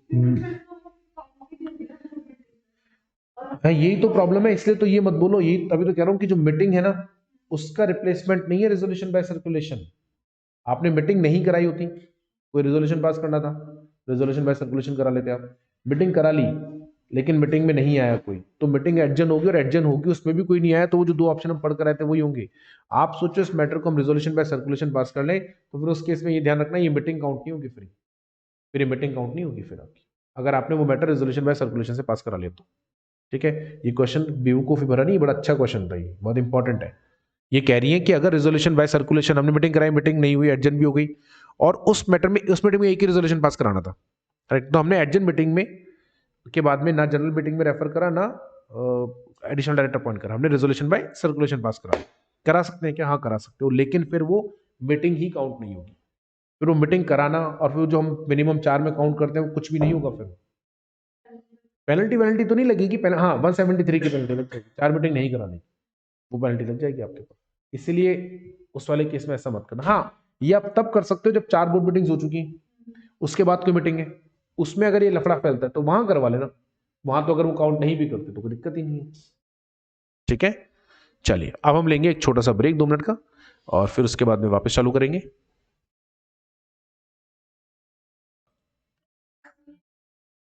मेरा सीए फर्स्ट है, 51 रैंक ऑल ओवर इंडिया। हाँ, सीए फाइनल में। हाँ, सीए फाइनल में। बीकॉम के अंदर first second third year in तीनों सालों में यूनिवर्सिटी में मेरी कॉपी लगी हुई थी 10 सालों तक। फर्स्ट ईयर के अंदर एक सब्जेक्ट है स्टैटिस्टिक्स, 92 मार्क्स थे, highest in all over Rajasthan. BCom second year के अंदर income tax 98 marks all over income. और थर्ड ईयर में बजटिंग होता है 100 आउट ऑफ 100। सीए फाइनल के अंदर एक सब्जेक्ट होता था MICS, अभी इसका बोलते हैं उसको, पहले MICS बोला करते, management information system. Highest marks throughout the India, gold medalist, 83 marks पूरे इंडिया में। फिर ऑडिट सब, सीए फाइनल के अंदर मेरे सारे सब्जेक्ट्स के अंदर 60+ मार्क्स थे। 4 में तो 70+ मार्क्स थे, 4 में क्या, नहीं 5 में इनफैक्ट, सब में एग्जामेशन थी। सीए इंटर के अंदर सारे सब्जेक्ट में एग्जामेशन थी, एक को छोड़ के बस। तो ऐसे इंडिविजुअल, तब तो हमारे ऐसे इतनी सारी कोचिंग्स नहीं हुआ करती थी, तो इंडिविजुअल टीचर्स हुआ करते थे, तो हमारे टाइम पे कोचिंग इतनी होती नहीं थी, नॉर्मल तरीके से जैसे आप लोग पढ़ते हो, बट हम लोग तो लोड लेके नहीं पढ़ते थे, एंजॉय करके पढ़ते थे। नॉर्मल कोचिंग होती थी हमारे ऐसे, मतलब हमारे टाइम पे सब्जेक्ट ट्यूशन होती कहाँ थी? अकाउंट्स, कॉस्टिंग, टैक्स, बस। ये लॉ, ऑडिट, इनकी तो कोई ट्यूशन ही नहीं होती थी, कोई टीचर ही नहीं था ट्यूशन का। सीए फाइनल की कोचिंग चालू करने वाला मैं सबसे पहला व्यक्ति था राजस्थान के अंदर ऑडिट लॉ के लिए। मतलब सीए फाइनल की कोचिंग ही नहीं होती थी ऑडिट लॉ की। I was the first person who started coaching for CA final, audit and law. Third highest paid teacher in CA final, audit and law from 2008 to 2016। है ही नहीं। ठीक है, मैं तो जहां से पैसे मिलते हैं वहां पढ़ाता हूँ, मेरा सिंपल फंडा है। मुझे उससे क्या लेना देना, डीसीसी और डीसीसी अच्छे है।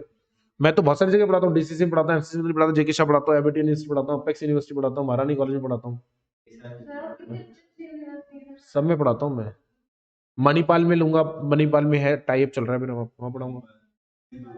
मेरे आने जाने के पैसे देते हैं वो, तो पैसे मिलते हैं ना टाइम के। समझ नहीं रहे आप, आने जाने के मैं 1000 रुपये अलग से चार्ज करता हूँ। अरे तो मेरे को पढ़ाने ही 2 घंटे भाई एक जगह, वहां पे 1 घंटे का जो चार्ज है मेरा वो 800 रुपये है। महारानी के अंदर रोज नहीं होती, वहां 3 दिन होती है, 3 दिन महारानी में 3 दिन ही होती है। मुझे उससे फर्क नहीं पड़ता, उसके पैसे लेता हूँ ना मैं आने जाने के भी। समझ नहीं रहे आप, जैसे मेरे आने जाने के 1000 रुपये ले रहा हूँ मैं 1 घंटे के, उसमें आना जाना का खर्चा और मेरा 1 घंटे का पेमेंट हो गया। तो मुझे तो पैसा मिल रहा है ना, खाली बैठे बैठे मेरे को घूमने के पैसे मिल रहे हैं। मुझे यहाँ मतलब मैं अगर वहां पे 3 घंटे की क्लास देता हूँ तो मुझे 2400 रुपये तो मिलेंगे क्लास के, और प्लस 2000 रुपये मिलेंगे आने जाने के। समझ गए आप? तो मुझे यार एक दिन के 4500 रुपये मिल रहे, क्यों नहीं जाऊंगा भाई, क्यों नहीं जाऊंगा यार। खाली बैठे मैं तो गाड़ी में गाने चलाता हुआ जाता हूँ आराम से, और गाने सुनता हुआ जाता हूँ, बढ़िया लॉन्ग ड्राइव हो जाती है। मैं जानबूझ के उनको बोलता हूँ शाम की टाइम क्लास रखो थोड़ा, अच्छा शाम के टाइम आते हैं तो वो मौसम बढ़िया रहता है, वो हाईवे है ना, भीड़ भड़का नहीं रहता, तो अच्छा लगता है। इसमें सिंपल फंडा है मेरा जिंदगी का, पैसे जहां से मिले वहां काम करो, वही करना है आपको भी। तो इसलिए पैकेज देखोगे तो सीएमए का अच्छा है। जैसे ज्यादा इन सब चीजों में अपना डाइवर्जन मतलब full concentration on studies, full concentration, और ये मेरा अल्टीमेट स्कोप है। खैर अभी अपन चलते हैं स्टॉप शेयरिंग करके, कहाँ पे चलते हैं अपन, स्टॉप शेयरिंग करके अपन चलेंगे नोट्स में, ठीक है ना। हाँ तो बेटा कोई डाउट हो तो बताओ यहाँ पे। स्क्रीन शेयर कर रहे हैं बेटा, कर रहे हैं, स्क्रीन शेयर कर रहे हैं, ये लो आ गई स्क्रीन, स्क्रीन शेयर कर देते हैं, या एक रुको 1 मिनट, 1 मिनट रुकना बेटा ना, शेयर शेयर कर रहा हूँ स्क्रीन, 1 मिनट। नोट्स खोल लो आप अपने अपने, नोट्स खोल लो बेटा। इसमें बेटा सेक्शन नंबर निकालो, 118 मिल गई, सेक्शन 118 मिला क्या बेटा, पेज नंबर मिला क्या, 1 से 27, पेज नंबर 127। मोनिका बेटा स्क्रीन शेयर हो रहा है कि नहीं हो रहा है, भावना बेटा आपको दिख रहा है, गुड। अब देखो 118 क्या है, छोटा सा सेक्शन है, रटने का सेक्शन है। इस सेक्शन के ऊपर जैसे भी आपको मार्किंग करनी है कर लो, क्या मार्किंग करनी है बताता हूं। इस सेक्शन को एग्जाम वाले दिन या एग्जाम से एक दिन पहले रीड करके जाना है। जितना आप इसे रटने की कोशिश करोगे उतना ही आप इसे भूलते जाओगे। सेक्शन की इंपॉर्टेंस है 5%, यानी आपके एग्जाम में क्वेश्चन आने की प्रोबेबिलिटी मात्र 5% है, तो बहुत ज्यादा कोई नहीं आता। हाँ, इस सेक्शन का रेफरेंस के तौर पे कई जगह यूज हो सकता है, राइट, क्योंकि मिनट्स का जो सेक्शन है वो ऐसा कोई फाइनल लेवल का सेक्शन नहीं होता है, लेकिन हाँ इसका रेफरेंस चूंकि कई जगह आ सकता है, इसीलिए आपको इसको पढ़ना पड़ेगा। पहले मैं आपको इसकी एक शॉर्ट समरी बता रहा हूं, फिर रीडिंग करेंगे अपन। हर कंपनी को बोर्ड मीटिंग खत्म होने के बाद 30 दिनों के अंदर अंदर मिनट्स बनाने हैं।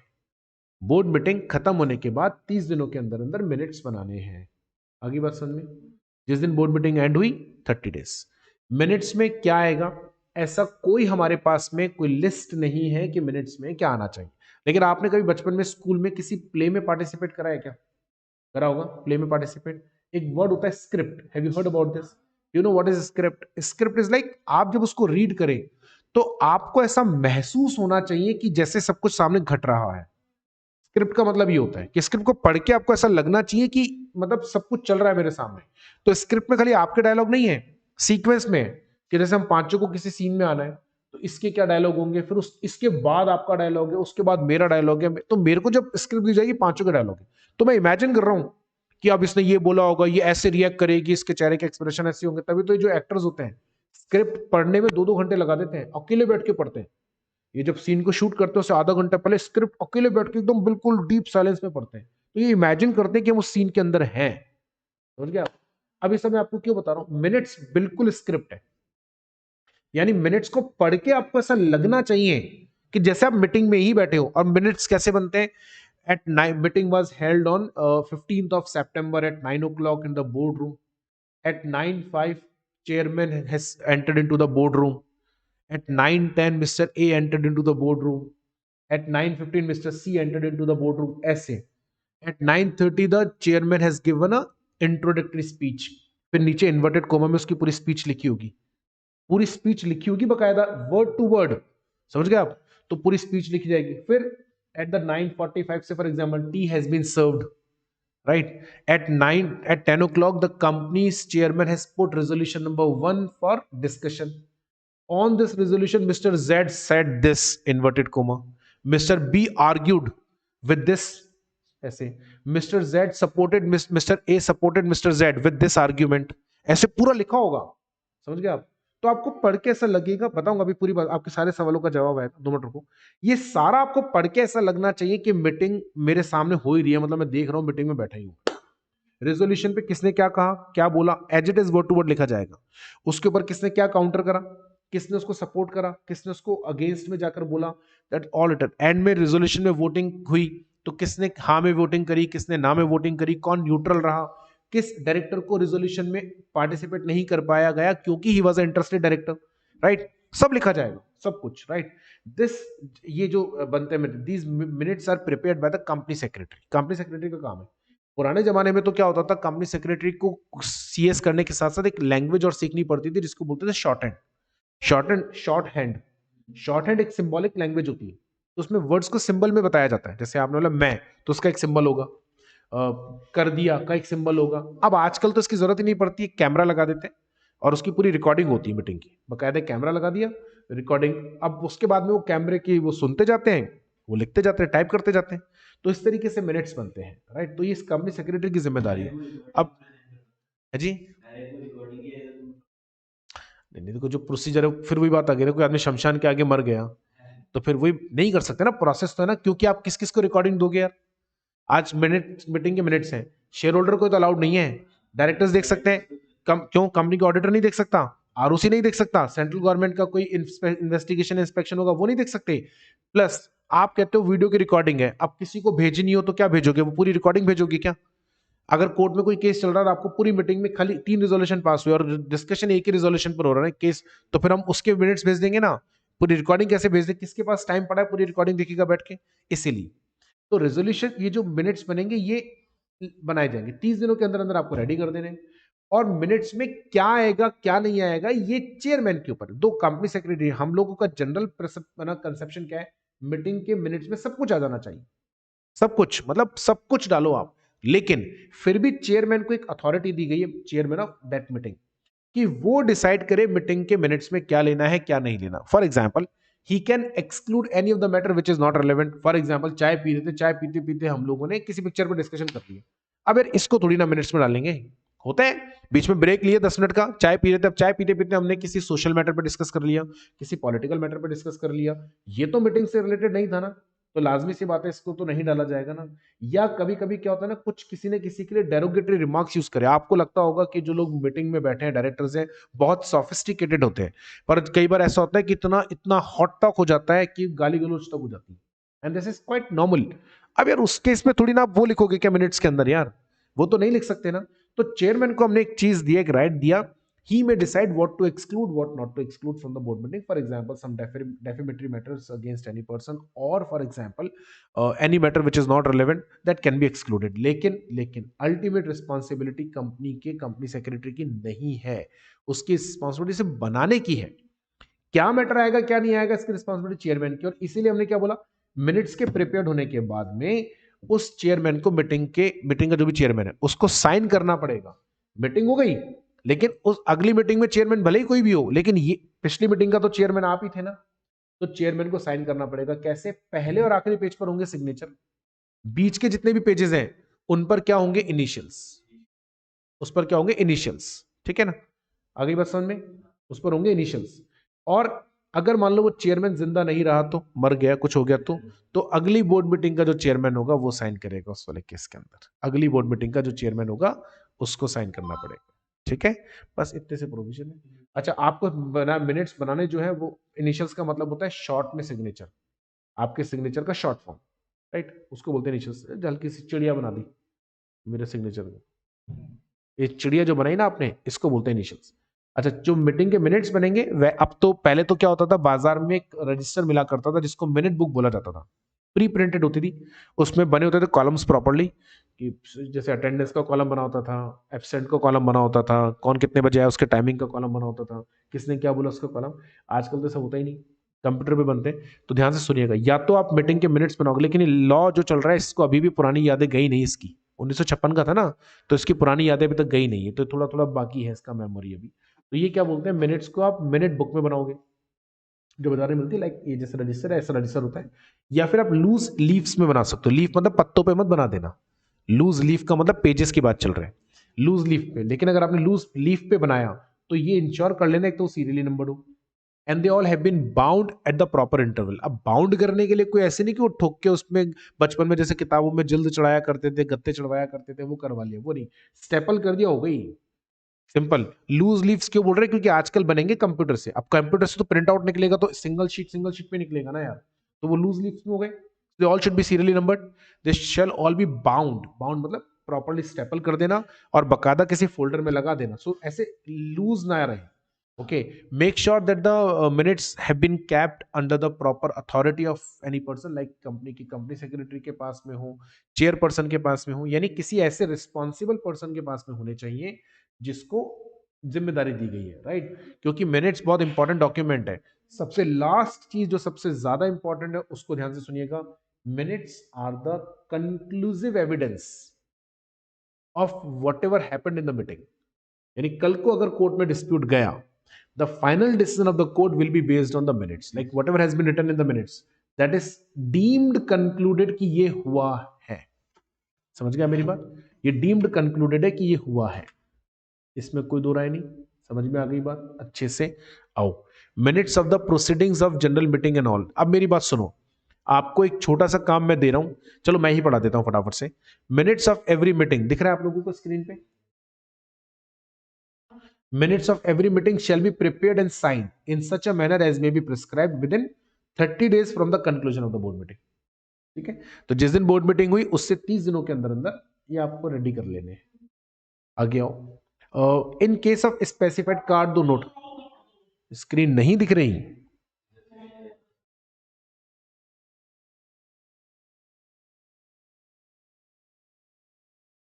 अब दिख रही है बेटा? तो पहला जो नोट है बेटा, वो पहला और दूसरा नोट काट दो, आप लोगों के काम का नहीं है। नोट काट दो पूरा, बेसिकली आप लोगों के काम का नहीं है, इसको छोड़ दीजिएगा। ठीक है, आ गया। Minutes of the meeting shall contain fair and correct summary of proceedings, substance of the discussion at the meeting leading to the resolution, यानी जो रेजोल्यूशन पास करा उसके ऊपर जो भी डिस्कशन हुआ, include following particulars, name of the directors absent and asking for the leave, name of director present, name of director dissenting from the resolution, all the appointments of officer made during the meeting, facts of the notice of disclosure of interest made by the directors and the fact that notice is read in the meeting, fact of granting the leave of absence to director, अगर किसी director ने छुट्टी उट्टी मांगी बीच में जाने के लिए तो उसका भी। According to the company's management and administration rules, the minutes of the proceedings of each meeting shall be entered in the books maintained for that purpose, right? यानी जो आपने बकायदा रजिस्टर बना रखा है उसके अंदर आपको इसके मिनट्स के रिकॉर्ड करने हैं with the date of such entry within 30 days from the conclusion of the meeting. जिस दिन मीटिंग का कंक्लूजन हो, ये कंक्लूजन का मतलब क्या है? अगर मीटिंग एडजन हुई तो जो एडजन मीटिंग होती है ना उसको बोलते हैं कंक्लूडिंग मीटिंग। अगर मीटिंग एडजन होती है तो फिर कंक्लूड कब मानी जाएगी? जिस दिन एडजन मीटिंग हुई उस दिन कंक्लूड मानी जाएगी, उससे 30 दिनों में। Each page of every such book shall be initialed or signed, and the last page of the record of the proceedings of the meeting or each report in such books shall be dated and signed by the chairman of the said meeting, right? Or the chairman of succeeding meeting। यानी किसी कस्से से अगर chairman of that meeting sign नहीं कर पाया तो अगली जो मीटिंग होगी उसका चेयरमैन साइन कर देगा। ठीक है, chairman has absolute right to include or not to include anything in the minutes. However, nothing can be included if the chairman is in opinion that any matter is defamatory to any person or irrelevant or immaterial or detrimental to interest of company। यदि वो काम का नहीं है, company के against में है, company के हितों के अगेंस्ट में है या इमेटेरियल है, काम का नहीं है, तो उसको आप हटा सकते हो। In no case minutes shall be attached to minutes shall be attached to a minute book by pasting or otherwise। चिपकाने का काम मत करना, एक साथ अरेंज करो, स्टेपल करो, फाइल में लगाओ, चलेगा। लेकिन ऐसे बीच में चिपका रहे हो आप, जैसे बचपन में हम कर लेते थे ना, कॉपी में कोई चीज लिखनी रह गई तो बाद में हमने उसको कुछ नहीं करना है, ऐसा होना ही नहीं चाहिए, ऐसा होना ही नहीं चाहिए, बिल्कुल पूरे दोबारा बनेंगे। क्योंकि ऐसा है देवी जी, देखो क्या होता है, चोर ना वो नहीं होता जो चोरी करता है, चोर वो होता है जो पकड़ा जाता है। जब तक नहीं पकड़े जा रहे तब तक तो कोई बात नहीं, जिस दिन पकड़े गए कोर्ट में केस आ गया, कोर्ट ने मंगा लिए तो गए काम से। अभी थोड़े दिनों पहले क्या हुआ, एक पुलिस अफसर थे एसएचओ साहब, जज साहब ने आदेश दिया एक दिन पहले, है ना, उन्होंने वो आदेश की कॉपी घर ले गए, ले ही जाते हैं, जनरली अलाउड होता है, उसमें करेक्शन कर लाए और जज साहब ने सेक्शन नंबर 186 लिखा था, उन्होंने उसको, सॉरी सेक्शन नंबर 86 लिखा था, उन्होंने 186 कर दिया और बड़े प्यार से करा, ऐसा देख के लग नहीं रहा था। अगले दिन हियरिंग थी, जज साहब ने कॉपी मांग ली, जज साहब तो जज साहब है, बोले एसएचओ साहब से कॉपी दो। अब जैसे उनके हाथ में कॉपी आई वो तो पहचान गए एकदम से, बोले मैंने तो कल 86 लिखा। भाई साहब उल्टा लटका दिया और नौकरी से सस्पेंड कर दिया 6 महीने के लिए। तो ये मत सोचो कि नहीं, हाँ जब तक कुछ नहीं हो रहा तब तक कोई बात नहीं, लेकिन जिस दिन कोर्ट में कभी चला, क्यों, अब सवाल आपको ये पूछना चाहिए था क्यों अलाउड नहीं है पेस्टिंग, ये पूछो। फिर आज अगर हमने आपको अलाउ कर दिया, आपने तो जेन्युइनली करा, किसी और ने कर दिया तो पता ही नहीं चलेगा आपको, इसीलिए हम लोगों को अलाउड नहीं करा हुआ है। ठीक है, in no case DC shall not take any action if the minutes are maintain in loose leave. ये कहते हैं अगर आपने लूज लीव पे मेंटेन करा तो डीसीए कुछ नहीं बोलेगा। डीसीए मतलब डिपार्टमेंट ऑफ कंपनी अफेयर्स, जो कि अब एमसीए हो गया बेसिकली। एमसीए ने अलाउ कर रखा है लूज लीव पे मेंटेन करने के लिए, लेकिन वो क्या बोलता है, अगर आप लूज लीव पे मेंटेन करते हो तो following conditions shall be satisfied.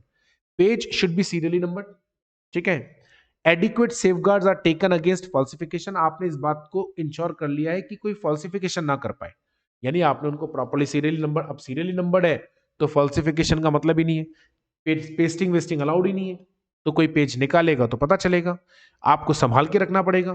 ठीक है, proper locking device to ensure security and irregular removal of the loose leaves.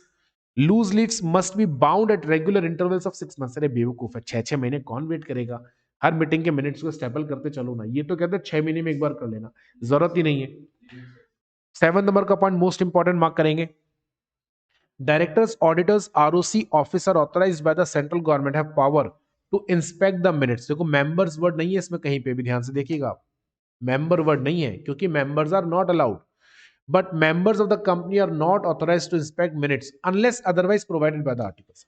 अगर कंपनी ने अपने आर्टिकल के थ्रू अलाउ कर रखा है तो एक अलग बात है, otherwise in general members are not allowed to inspect the documents, right, minutes kept in accordance with section 118 is evidence of proceedings recorded therein, most important। एक काम करो, रुको रुको रुको रुको रुको रुको रुको, 8वां पॉइंट काट दो आप, 8वां पॉइंट काट दो, 9th पॉइंट को मोस्ट इंपॉर्टेंट मार्क कर लो क्योंकि 9th में 8th वाला कंटेंट भी आ गया। देखो, where the minutes have been kept in accordance with subsection 1 जो हमने ऊपर पढ़ा, until contrary is proved the meeting shall be deemed to have been duly called and held and all proceedings thereat to have duly taken place and the resolution passed shall deemed to be valid। अगर आपने proper minutes बना रखे तो ये माना जाएगा कि meeting call हुई, मीटिंग में डिस्कशन हुआ और जिन जिन रेजोल्यूशन के बारे में मिनट्स में लिखा हुआ है ये माना जाएगा कि वो रेजोल्यूशन पास हुआ। आप मेरा शायद मतलब ना समझ पाए हो या मैं समझा नहीं पाया, कहने का मतलब यानी वो मिनट्स जो है ना वही इस बात का कंक्लूसिव एविडेंस है कि रेजोल्यूशन पास हुआ है, वही इस बात का कंक्लूसिव एविडेंस है कि मीटिंग हुई है। यानी कल को अगर ये चेक करना हो कि मीटिंग हुई या नहीं हुई, अब देखो जनरल मीटिंग होती तो क्या ना बड़े स्तर पे होती है, पता चल ही जाता है, बोर्ड मीटिंग में तो खाली डायरेक्टर्स आते, तो कल को अगर ये चेक करना हो, ये प्रूफ करना हो कि मीटिंग हुई है या नहीं, तो जो मिनट्स बने ना, the minutes are the conclusive evidence that the board meeting was held। आ रही बात समझ में, रेजोल्यूशन जो मिनट्स में अगर लिखा हुआ रेजोल्यूशन पास हुआ तो यही माना जाएगा कि रेजोल्यूशन पास हुआ है, यही माना जाएगा। समझ में आ गई बात। हाँ लेकिन ऊपर एक लाइन भी लिखी है अगर आपने ध्यान दिया हो तो, इफ कॉन्ट्रेरी इज प्रूव्ड, ये कॉन्ट्रेरी इज प्रूव्ड मतलब अगर कुछ उसके अगेंस्ट में प्रूव होता है, यानी ऐसा कुछ प्रूव हो गया कि नहीं मीटिंग, किसी ने ऐसा एविडेंस पेश कर दिया कि मिनट्स तो झूठे हैं, फर्जी हैं, तो एक अलग बात है। अगर ऐसा प्रूव नहीं हुआ तो मिनट्स में अगर लिखा है तो मिनट्स अगर बने हैं तो मतलब मीटिंग हुई है, मिनट्स बने हैं इसका मतलब मीटिंग प्रॉपर्ली बुलाई गई है, मिनट्स में लिखा है रेजोल्यूशन पर डिस्कशन हुआ तो मतलब डिस्कशन हुआ है, और अगर मीटिंग्स के मिनट्स में लिखा हुआ है कि रेजोल्यूशन पास हुआ तो यही माना जाएगा कि रेजोल्यूशन पास हुआ है। आई बात समझे बच्चों, कोई डाउट नहीं, बहुत बढ़िया। Every company shall observe secretarial standards, अब ये तुम्हारे काम का नहीं है, and with respect to general and board meetings specified by company secretary. हाँ बिल्कुल, आईसीएसआई ने, जैसे आप अपन लोगों के होते हैं ना cost auditing standards, cost accounting standards, ऐसे ही सीएस वाले निकालते हैं सेक्रेटरियल स्टैंडर्ड्स। तो आपको वो जो सेक्रेटरियल स्टैंडर्ड्स हैं वो फॉलो करने पड़ेंगे। मिनट्स बना तो करेंगे, कंपनी सेक्रेटरी का काम है भाई, वो फॉलो करेगा। पेनल्टीज क्या है, 25,000 से लेके 25,000 रुपए तक की पेनल्टी लगेगी कंपनी के ऊपर, और 5,000 तक की पेनल्टी लगेगी कंपनी के ऑफिसर एंड डिफॉल्ट पे। इसके अलावा अगर किसी ने भी मिनट्स को टेम्पर करने की कोशिश करी तो 2 साल तक की जेल। बीच में देखो एंड है, एंड 25,000 से 1 लाख तक का जुर्माना, यानी जेल की रोटी खानी पड़ेगी, जेल का पानी पीना पड़ेगा अब तो जेल में, कितने दिन के लिए, यस, और प्लस पेनल्टी और देनी पड़ेगी 25,000 से लेकर 1 लाख तक की। क्या बात समझ में आ गई? सिंपल है बिल्कुल। उसके बाद में है chairman of the board meeting, बड़ा आसान है। पहला तरीका, कंपनी का जो चेयरमैन है उसी को बोर्ड मीटिंग का चेयरमैन मान लो। दूसरा तरीका, आप किसी भी और व्यक्ति को चेयरमैन डायरेक्टर्स में से बनाना, बाहर से नहीं, पहले से डिसाइड कर लो कि मीटिंग में चेयरमैन, देखो या तो है कंपनी के चेयरमैन को बोर्ड मीटिंग का चेयरमैन, ये आपने पहले ही कह दिया, बोले जब भी बोर्ड मीटिंग होगी तो जो कंपनी का चेयरमैन होगा वही बोर्ड मीटिंग का चेयरमैन होगा। बहुत ही बढ़िया है ना, बाय डिफॉल्ट। आपने बोला नहीं नहीं हर बोर्ड मीटिंग से पहले डिसाइड करेंगे, तो ये भी अच्छा है, आपने बोर्ड मीटिंग से पहले ही डिसाइड कर लिया। यदि आप किन्हीं कारणों से बोर्ड मीटिंग का चेयरमैन अभी तक डिसाइड नहीं कर पाए हैं तो जब मीटिंग चालू हो जाए उसमें डिसाइड कर लेंगे जो भी मेंबर्स हैं, राइट। चौथा, दूसरे वाले का एक्सटेंशन है, पहले से डिसाइडेड था चेयरमैन कौन होगा, और मीटिंग स्टार्ट होने के बाद अगले 5 मिनट के अंदर अंदर अगर चेयरमैन नहीं आ पाता है, कारण चाहे कुछ भी रहे, तो फिर जो मेंबर्स बैठे हैं वही चेंज करेंगे। तीसरे में क्या था, पहले से डिसाइडेड नहीं है, मीटिंग चालू होने के बाद डिसाइड करेंगे। दूसरे में था पहले से डिसाइडेड है। चौथे में हम बोल रहे हैं कि पहले से डिसाइडेड है, अगर वो चेयरमैन नहीं आया तो अगले 5 मिनट के अंदर अंदर जो भी मीटिंग में प्रेजेंट मेंबर्स हैं they will choose there chairman. Simple.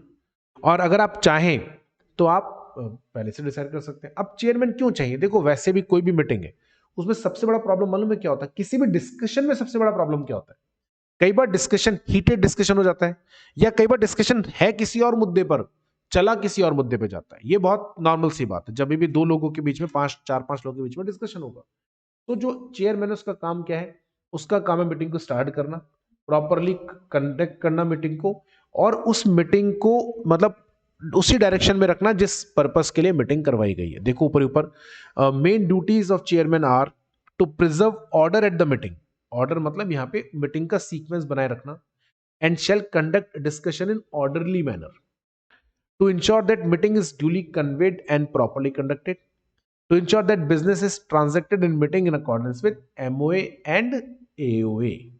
ठीक है बच्चों, MOA और AOA के हिसाब से आपके मीटिंग हो। कास्टिंग वोट के बारे में हम पहले ही कई बार डिस्कशन कर चुके हैं कि चेयरमैन जो होता है उसके पास में कास्टिंग वोट रहता है, लेकिन याद रहे कास्टिंग वोट सिर्फ और सिर्फ तभी काम में आता है जब इक्वालिटी ऑफ वोट्स होती है। यदि इक्वालिटी ऑफ वोट्स नहीं है तो कास्टिंग वोट काम में नहीं आ सकता कभी भी। ठीक है बच्चों, आगे है section 119, inspection of minutes books और general meeting. Not at all important not at all important, पढ़ा रहा हूं मैं लेकिन काम का नहीं है, क्योंकि पहली बात तो ये आप ध्यान से देखो, ये मिनट्स ऑफ बोर्ड मीटिंग नहीं है, minutes of general meeting. Section 118 में थे मिनट्स ऑफ बोर्ड मीटिंग, ठीक है ना। अब ये जो टॉपिक है यहां डाला क्यों, देखिए जनरल मीटिंग से रिलेटेड प्रोविजन सारे आपने पढ़े फाउंड इंटर में, वहीं पे पढ़ा ना आपने, जनरल मीटिंग कब होनी चाहिए, कितनी होनी चाहिए नॉल, तो अपने को यहाँ जनरल मीटिंग के बारे में डिस्कशन करना भी नहीं। लेकिन मुझे जितना याद है तो जनरल मीटिंग के मिनट्स के बारे में वहां पर कोई डिस्कशन नहीं हुआ, जितना मुझे याद है। इसीलिए मैं यहाँ सीएमए फाइनल में डाल देता हूँ, क्योंकि कई बार बच्चे पूछते हैं कि सर वो मिनट्स आपने बोर्ड मीटिंग के तो बता दिए, जनरल मीटिंग की कैसे बनेंगे। बाकी सब तो आपने जनरल मीटिंग के बारे में पढ़ा ही होगा, मीटिंग कब करानी चाहिए, कोरम कितना होता है एक्सेट्रा। तो just for your knowledge that's it, इसका कोई और पर्पस नहीं है। एग्जामिनेशन पॉइंट ऑफ व्यू से आपको बहुत ज्यादा इसके अंदर दिमाग नहीं लगाना चाहिए। ठीक है, आओ, inspection of minutes of general meeting. The books containing the minutes of proceedings of any general meeting of a company or of a resolution passed by postal ballot shall be kept at the registered office of the company and be opened during the business hours to inspection by any member without any charge। कोई भी company की general meeting अगर होती है तो उस general meeting के जो मिनट्स हैं वो कंपनी अपने रजिस्टर्ड ऑफिस में रखेगी, राइट। और कोई भी मेंबर को उन मिनट्स को इंस्पेक्ट करने का अधिकार है, वो भी बिना चार्जेस के। इंस्पेक्शन करने के लिए कोई चार्जेस नहीं लगेगा, कंपनी के रजिस्टर्ड ऑफिस में रखा रहेगा। जनरल मीटिंग के, बोर्ड मीटिंग के नहीं। बोर्ड मीटिंग के मिनट्स कभी भी डायरेक्टर्स मेंबर्स नहीं देख सकते। तो जो भी मिनट्स है कंपनी के जनरल मीटिंग के वो रखेंगे, ठीक है। हाँ, अब चूंकि रजिस्टर्ड ऑफिस में रखा है और मेंबर्स बहुत क्वांटिटी में होते हैं, तो देखो अगर दिन भर मेंबर्स इंस्पेक्शन के लिए आते रहेंगे तो कंपनी को भी डिस्टर्बेंस तो होता ही है ना। तो कंपनी चाहे तो टाइम लिमिट लगा सकती है इंस्पेक्शन के लिए। टाइम लिमिट लगाने का मतलब कंपनी एक टाइम फ्रेम बना सकती है कि भाई हमसे मंडे ट्यूसडे वेडनेसडे को इंस्पेक्शन कराएंगे, और वो भी 10 से 2 या 12 से 2, इस तरह का आप कोई टाइम लिमिट लगाना चाहते हो लगा सकते हो, उसमें कोई बुराई नहीं है। Obtaining copy of minute book, any member may request company to for copy of minutes. ऊपर इंस्पेक्शन था, अगर कोई मेंबर चाहता है कि मुझे इंस्पेक्शन के लिए ए डॉक्यूमेंट चाहिए, कॉपी चाहिए, हाँ तो ठीक है, अलाउ करते हैं हम तुमको। 7 दिनों के अंदर अंदर कंपनी जो है उसकी रिक्वेस्ट के ऊपर वो डॉक्यूमेंट अवेलेबल कराएगी। उसके लिए कंपनी चार्जेस ले सकती है, जो कि 10 रुपए पर पेज से ज्यादा नहीं होने चाहिए, बाकी जो भी आप फिक्स करोगे, राइट। तो जिस दिन उसने मांगे ना, उससे 7 डेज के अंदर अवेलेबल कराने हैं, और चार्जेस मैक्सिमम कितना रहेगा, 10 rupees per page, right. If a member has made a request for the provision of soft copy in respect of minutes of any previous general meeting held during immediately previous 3 financial year, shall be entitled to furnish free of cost। Soft copy चाहिए ना, कोई charge नहीं लगेगा, company इसका PDF बनाएगी, mail कर देगी, और वो आप मिनट्स पिछले 3 साल तक की मीटिंग के ले सकते हो, सॉफ्ट कॉपी वाले। हार्ड कॉपी वाले तो कंपनी डिसाइड करेगी कितनी मीटिंग्स के मिल सकते हैं। नहीं नहीं नहीं नहीं, नहीं। ऐसे कैसे आप फिक्स कर सकते हो, शेयर होल्डर तो है ना, मेरे पास भी 1 रुपए का एक शेयर है, मजाक चल रहा है क्या कोई? है 1 रुपए का एक शेयर है मेरे पास, है जिसका वैल्यू मार्केट में 1.5 रुपए है, और आप मेरे को अलाउ नहीं कर रहे, बताओ। पेनल्टी कितनी है, अगर आपने डॉक्यूमेंट अवेलेबल नहीं कराए कंपनी ने तो 25,000 की पेनल्टी कंपनी पर और 5,000 की पेनल्टी उस ऑफिसर पर। इसके अलावा जो ट्रिब्यूनल है वो कंपनी को ऑर्डर और दे सकता है कि इस बंदे को इमीडिएटली इंस्पेक्शन कराओ, तुमने मना करा ना, पेनल्टी तो लगेगी, साथ में वो ऑर्डर और दे सकता है कंपनी को कि इमीडिएटली आप क्या करवाओ, इसका इंस्पेक्शन कराओ इस बंदे को, या इसको डॉक्यूमेंट्स अवेलेबल कराओ, ठीक है। अब नीचे देखो एक एनेक्चर है, बेटा जब भी तुम खाली बैठे हो, तुमको लग रहा हो नींद नहीं आ रही है, कुछ काम भी नहीं है करने के लिए, उस समय पढ़ लेना, ठीक है ना। और कुछ काम का नहीं है, बस इतना सही काम का है, ठीक है बच्चों। बेटा ये इसी का है कि अगर मीटिंग को वीडियो कॉन्फ्रेंसिंग के थ्रू करवानी पड़ती है, या कोई भी कंपनी वीडियो कॉन्फ्रेंसिंग के थ्रू मीटिंग कराती है, तो उस केस में वीडियो कॉन्फ्रेंसिंग के थ्रू मीटिंग कराते समय क्या क्या चीजें आपको ध्यान में रखनी है, यानी आपको कौन कौन से कंप्लायंसेस करने पड़ेंगे, वो उसके लिए है। तो प्रोसीजरल पार्ट है बेसिकली वो, ठीक है। और बताओ, तो बस इतना सही है, ये आपको अच्छे से पढ़ के आना है। और कल हम चालू करेंगे inter corporate loans and advances, बहुत इंपॉर्टेंट टॉपिक है, तो बहुत ध्यान से पढ़ना है बेटा। कल तक आप इसके क्वेश्चंस जरूर करके लेकर आ जाएं, ठीक है ना। तो क्योंकि फिर परसों से वो जो चैप्टर है हमारा वो भी 2 दिन का ही है, मतलब आज वेडनेसडे ना, will be going to end on Thursday and next Friday maximum. Saturday से फिर जो चैप्टर चालू होगा बड़ा ही खतरनाक है, inspection and investigation, compromise and arrangement, और उसके बाद में एक छोटा सा चैप्टर है ऑपरेशन एंड मिसमैनेजमेंट, जो तुम्हारे सारे दिमाग के पेज खोल देगा। उसके क्वेश्चन करने के बाद में तुम्हें ऐसा लगेगा कि कहाँ उलझ गए यार। लॉ का है ऑपरेशन एंड मिसमैनेजमेंट, ऑपरेशन नहीं, ऑपरेशन वो है, उसके बाद में इन्वेस्टिगेशन के बाद में वो आएगा मर्जर एंड अमालगमेशन वाला, कॉम्प्रोमाइज एंड अरेंजमेंट उसके बाद। अच्छा उसके बाद तुम्हें एक अच्छी चीज बताऊंगा मैं, अभी नहीं।